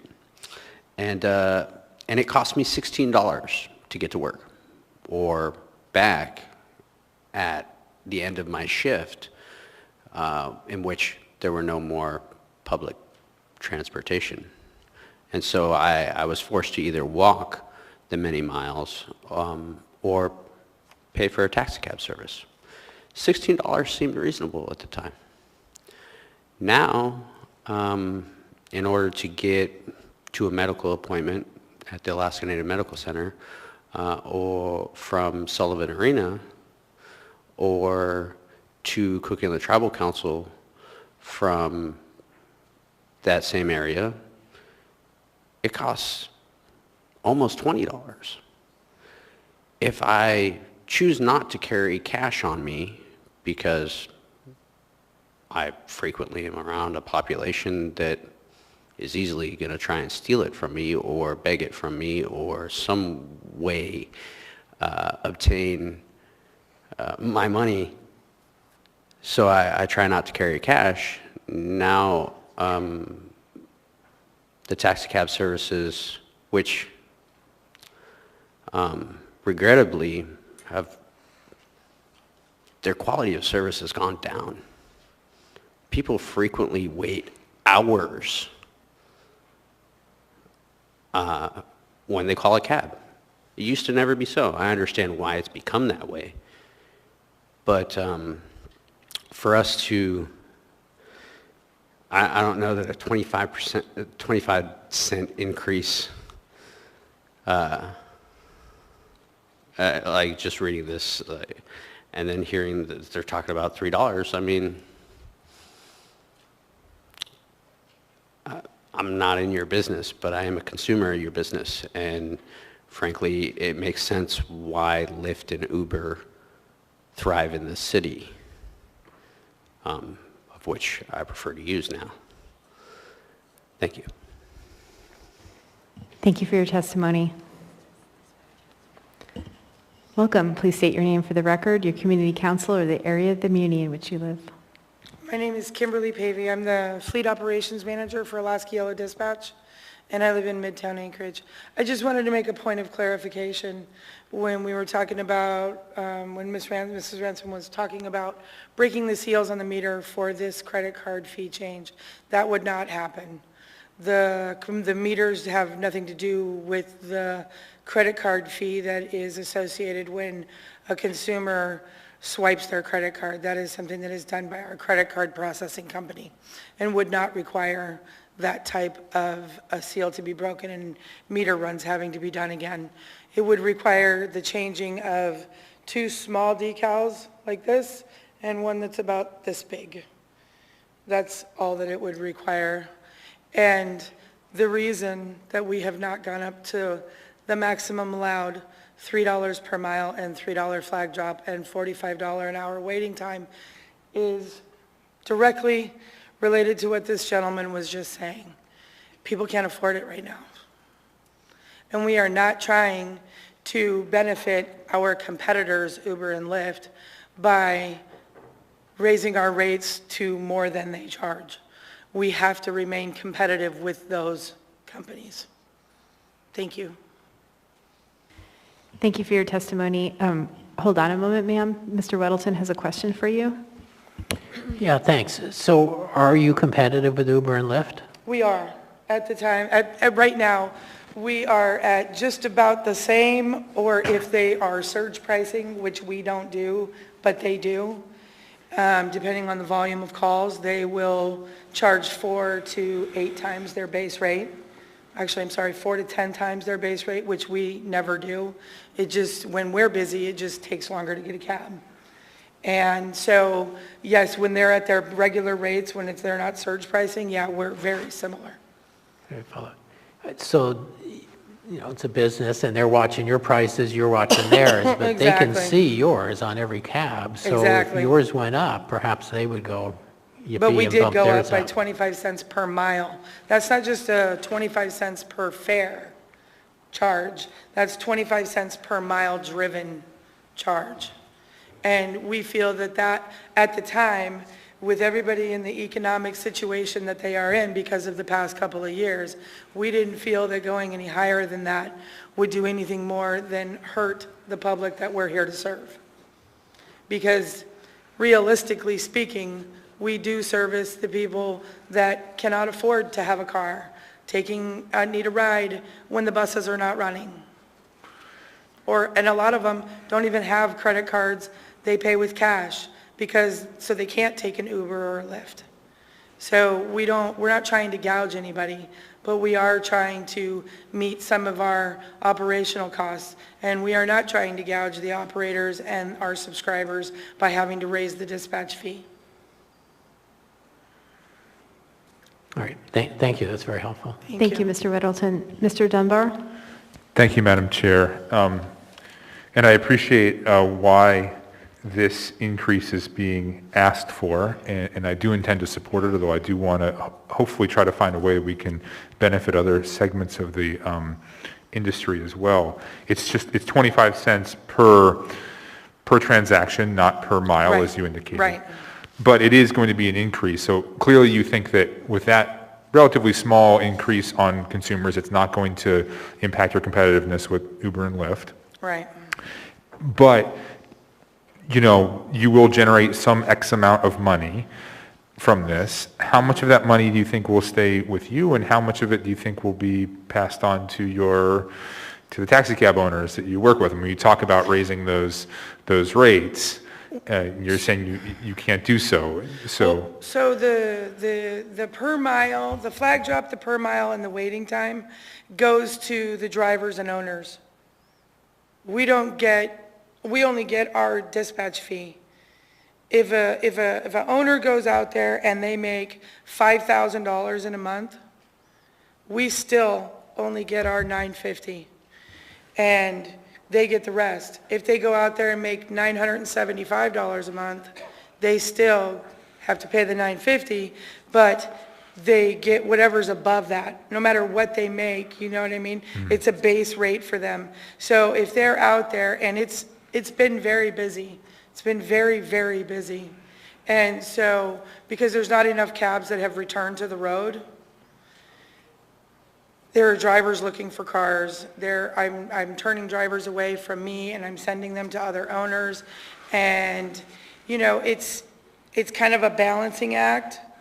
But the drivers and the owners are making the bulk, especially those, let me clarify that, the owners that drive their taxis.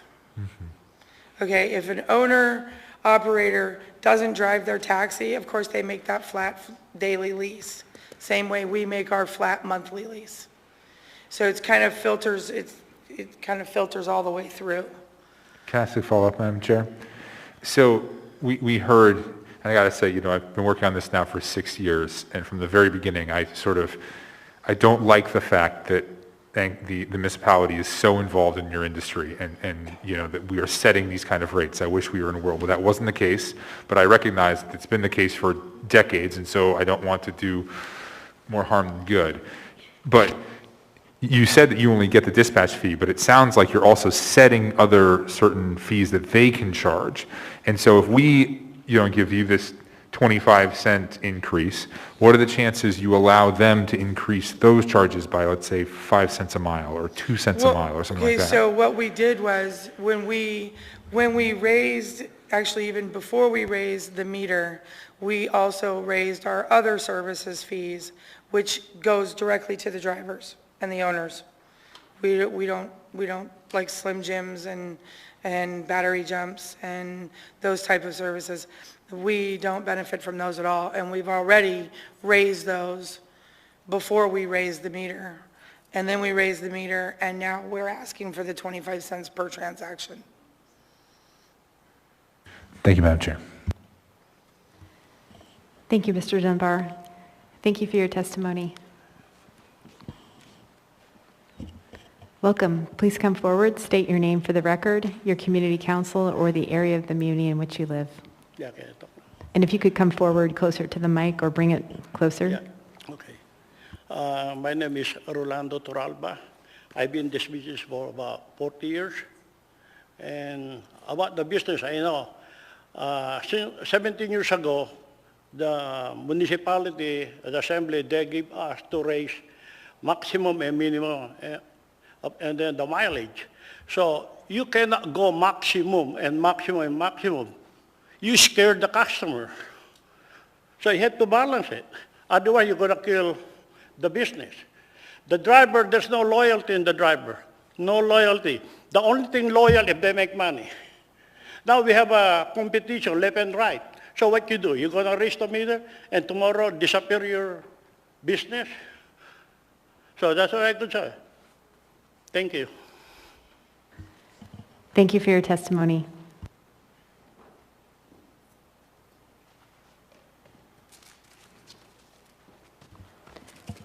Welcome. Please state your name for the record, your community council, or the area of the muni in which you live. My name is Timothy Alan Sanchez Beers, and I stayed in District 4 last night. And I am against the tax increase because today I paid over $4 a gallon at Chevron, which means all the prices are going to go up with Yellow Cab and with Uber. And at a time like this, I just think that's just too much for the the Anchorage people to take on. And it's something I don't understand why gas is so expensive here, since you're drilling it right out of the hole. So please, do not vote for this. Thank you. Thank you for your testimony. Mr. Dunbar, do you have a question? I just want to make a comment, just so we don't get too far down that road. This is not a tax increase. So. Thank you, Mr. Dunbar. Are there any other members of the public who wish to speak? Anyone at all? Seeing and hearing no one, public testimony on this item is now closed. What is the will of the body? Move to approve. Second. A motion to approve has been made by Mr. Constant and seconded by Mr. Rivera. Mr. Constant? Thank you. I am definitely sympathetic to the cause of the drivers, and I'm happy to have a conversation with you about how to address those concerns. But another time, and I want you to know that we are still in discussions about the fees issue, and we're coming up on May, and some of us are still looking closely at how to provide some relief in that context as well. So know that that's not over. It's just not today, and I urge your support on this item. Thank you, Mr. Constant. Mr. Rivera? Yeah, thank you, Madam Chair, and apologies to folks for not notifying y'all about this ordinance coming up. So sorry that it was a surprise. To be honest, this is something that dispatch wanted, and I actually held out on joining this effort because I really wanted to keep focusing on the drivers and the operators, as I have been for the last couple of years. From my perspective, what the drivers and the operators, what you all are asking for, I think that is a larger project, and I think some of us have spoken to that already. I think we should think about it carefully, methodically, and obviously, our code requires us to do that, right? We can't just make the change today, or even in 2 weeks from now. But I also say this ordinance that we have before us right now isn't the place to do that. It isn't the vehicle. We would need to do a whole nother process outside of this ordinance. So, I want to encourage my colleagues to approve this today, and then let's work on the next step. And now, outside of that next step, just like Mr. Constant alluded to, hopefully soon, the next couple of months, we'll really be digging into future relief efforts and definitely from my perspective and from Mr. Constant's perspective, sort of one of the top of the lists is how we can continue to support and provide relief for the drivers and operators. So again, I would like to have kept focusing on the drivers and operators, but I think what the dispatch is asking for here is fairly reasonable. Thanks. Thank you, Mr. Rivera. Ms. Alatel? Thank you, Madam Chair. So I support this, but only in the context that we take on a larger effort in the future. digging into this section of code and how we take something that is so complex and try to express in code is very confusing, frankly. So I think there's the opportunity to look at this wholesale in a way that can be a bit more flexible and responsive, like the competition is, frankly. And so we really need to think it through systematically about how we want to approach it. But now's not that time. But also, and I support relief for the industry 100%, but I don't want that to take away the urgency to get this other project done as well. So what I will say is, as we move through the spring and we take this up, is don't let us drop it, please. Let's not be to where we're back on our heels. Let's do it together and let's find a way to get it done. All right, thank you. Thank you, Ms. Alato.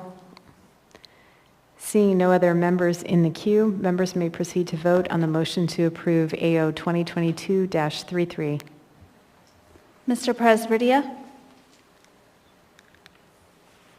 Yes.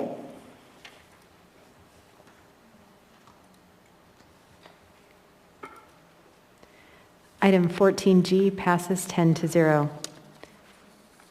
We now have before us item 14H, ordinance number AO 2021-112, an ordinance amending Anchorage Municipal Code, section 21.09.050, use regulations to increase the square footage allowed for health services in the GC7 Townsite Square Commercial District in Girdwood. Public testimony on this item is now open. Are there any members of the public who wish to speak? And we have one person signed up on the phone list. Let's go first to Ms. Troutner.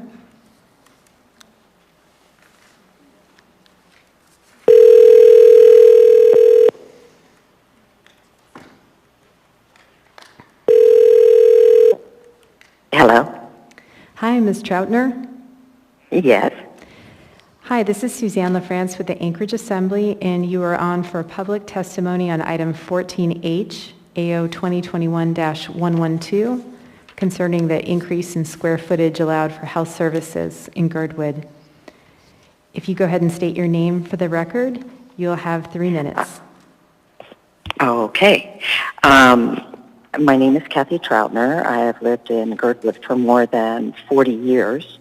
I am a patient at the Girdwood Health Clinic as well as a member of the clinic's board of directors. And I'm here to invite everyone to take a spring drive to Alyeska to see the beautiful clinic building that is growing in the heart of downtown Girdwood.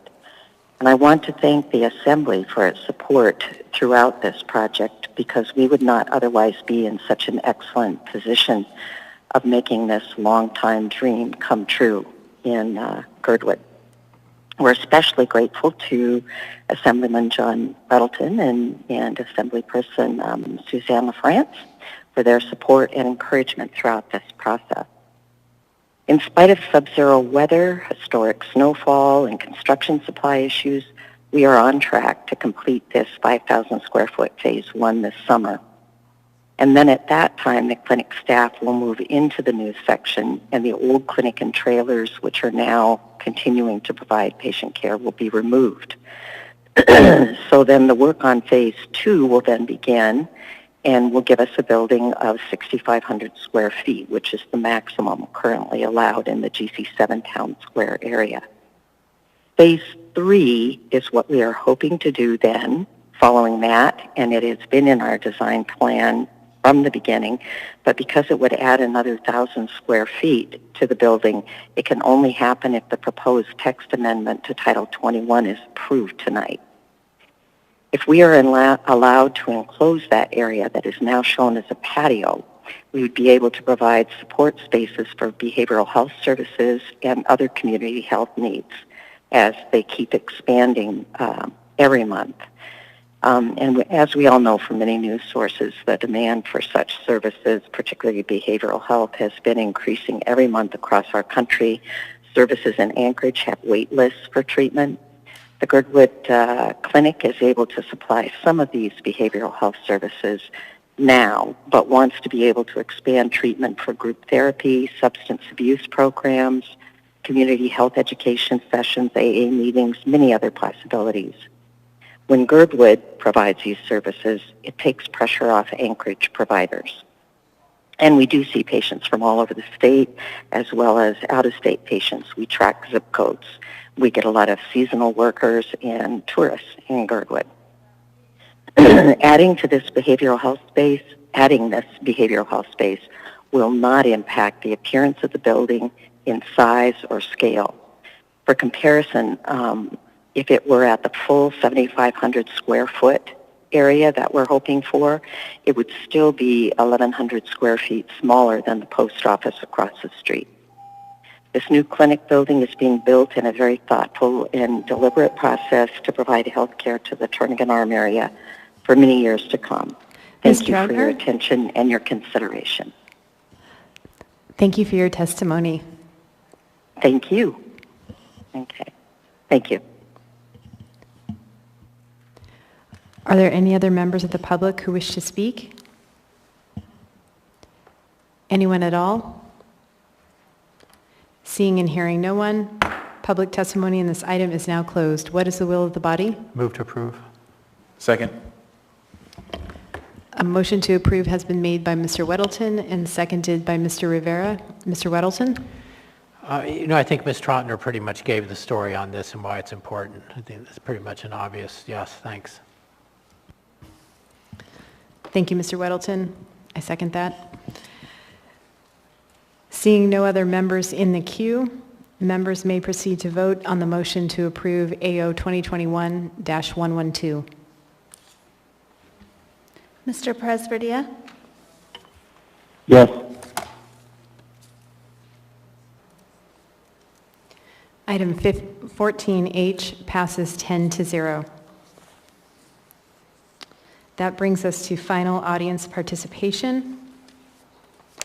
And just a reminder, if you participated in initial audience participation, then you are not allowed to speak again during this portion.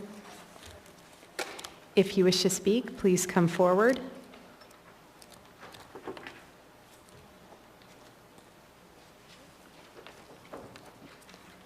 State your name for the record, your community council, or the area of the municipality in which you live. Welcome. Hello, folks. Happy Fat Tuesday, Mardi Gras. Boy, that's a fun time.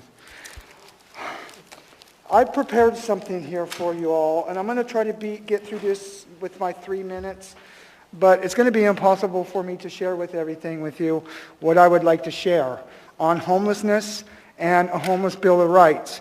As you all know, I've been very vocal about a homeless Bill of Rights. I've got a lot of people across the country that are following my lead now. I belong to 50 Facebook groups called Homeless Lives Matters. They all have different names after each state. I'm starting to gain momentum. But what I'd like to say is, Liz Vasquez for Assembly, District 3, West Anchorage. Mark Anthony Cox for School Board. Rachel Rees for School Board.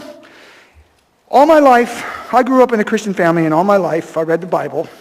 I even graduated from a Christian academy at the age of 18. And there was a verse in the Bible that I read often, and it's this. Well, I read about Jesus seeing the people, they were skinned and thrown about like a sheep, but I said, I've never seen that. So from Matthew 9:35 and 36, and Jesus set out on a tour of all the cities and villages, teaching in their synagogues, and preaching the good news of the kingdom, and curing every sort of disease and every sort of infirmity.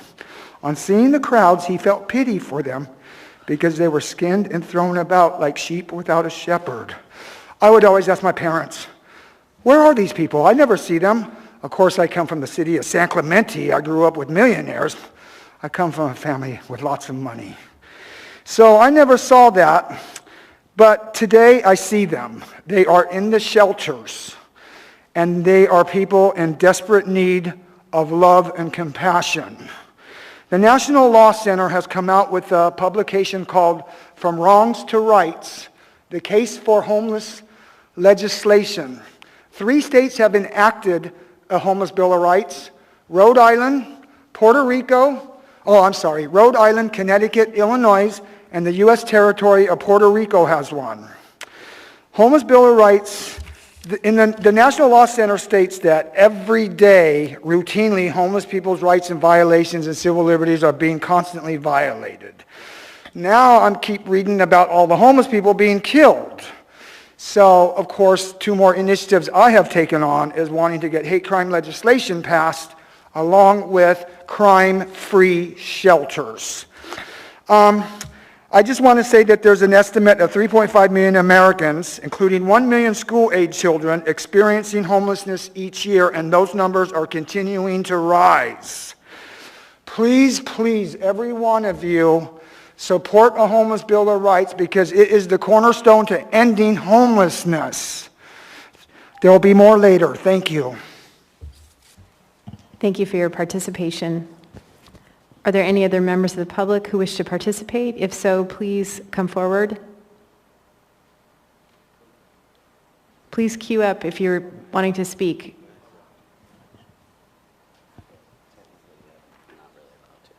Welcome. Please state your name for the record, your community council, or the area of the community in which you live. Thank you. My name is Christian Harrison. I live at the Sullivan Arena Mass Shelter, and I really just came to thank this body for all the work that they're doing there. Sir, I'm really sorry to interrupt you, but it's just been brought to my attention that you participated in initial audience participation. Indeed, I did. I just had a quick comment. Well, that's fine. I very much appreciate that, but we need to follow. Regarding that issue. We need to follow the rules. Yes, ma'am. Thank you, though. Thank you for your participation. Welcome. Please come forward. State your name for the record, your community council, or the area of the community in which you live. Hi, my name's Stan Porhola. I live in District 6 and also part-time in District 3. My concern right now with the way the world is going, where we're leaving one pandemic and entering a global war here, that how it's going to affect Alaska, and looking at some history, how it affects Anchorage, the fact that potentially Russian airspace is going to be closed, and we're going back to kind of the way it was in the Soviet Union, where Anchorage saw a boon of air traffic at the Anchorage airport, and because of rerouting of aircraft, and I'm seeing something similar coming to us as well.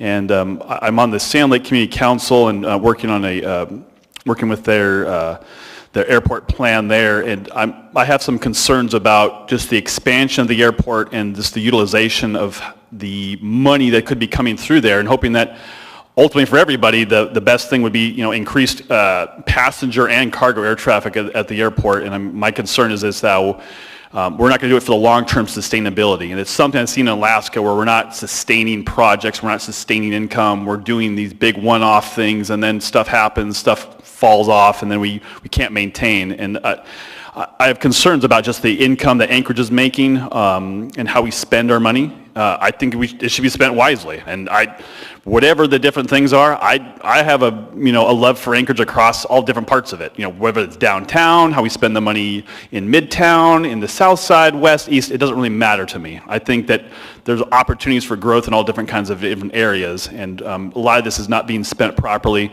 But I would like us to continue to look at what the world economics are going on. Right now, Brent oil prices are $106 a barrel. They went up 8% today. And I work in the oil and gas industry, and I personally don't see that, as a state of Alaska, we don't spend our oil and gas money very wisely. We have a lot of money in the PFD. I would like us to use that money more wisely. We do have some investments that are in Russia, and whether or not we did that or whatever, or even in China or whatever country is, it doesn't really matter in one sense. I want us to use our investments wisely and see how Anchorage can use that to be more sustainable and deal with stuff like homelessness, like crime, real estate, building infrastructure that we can actually utilize on a regular basis. I see a lot of stuff being wasted, lots of trash around town and other stuff that needs to be addressed. And jobs. But now, we're outside this pandemic. I'm seeing opportunities for job opportunities out there and for growth, and sustaining that is the issue. I see just in Anchorage, we go through ups and downs all the time in cycles, and I'd just like to see more effort put towards calming the cycles and making something more sustainable. So with that, thank you. Thank you for your participation. Seeing no one else queued up, we will go ahead and move on to Assembly comments, and we will start with Mr. Weddleton. Nothing to add, thanks. Thank you, Mr. Weddleton. Ms. Allard? No comment. Thank you, Ms. Allard. Mr. Peterson? Thank you, Madam Chair, and I'm lamenting the fact that we don't have spring training baseball right now. Thank you. Thank you, Mr. Peterson. Mr. Rivera? Thank you, Madam Chair. No comment. Thank you, Mr. Rivera. Mr. Constant? Thank you. I'll only say that half of my heritage is Cajun, and tonight is a very big night for my people. And so, laissez-les bon temps relais. It's early. I'm grateful. Thank you, Mr. Constant. Ms. Zelatel? Thank you, Madam Chair. No comment. Thank you, Ms. Zelatel. Mr. Dunbar? Thank you, Madam Chair. No comment this evening. Thank you, Mr. Dunbar. Ms. Quinn Davidson? Nothing for me, thank you. Thank you, Ms. Quinn Davidson. Mr. Perez Verdia, any comments?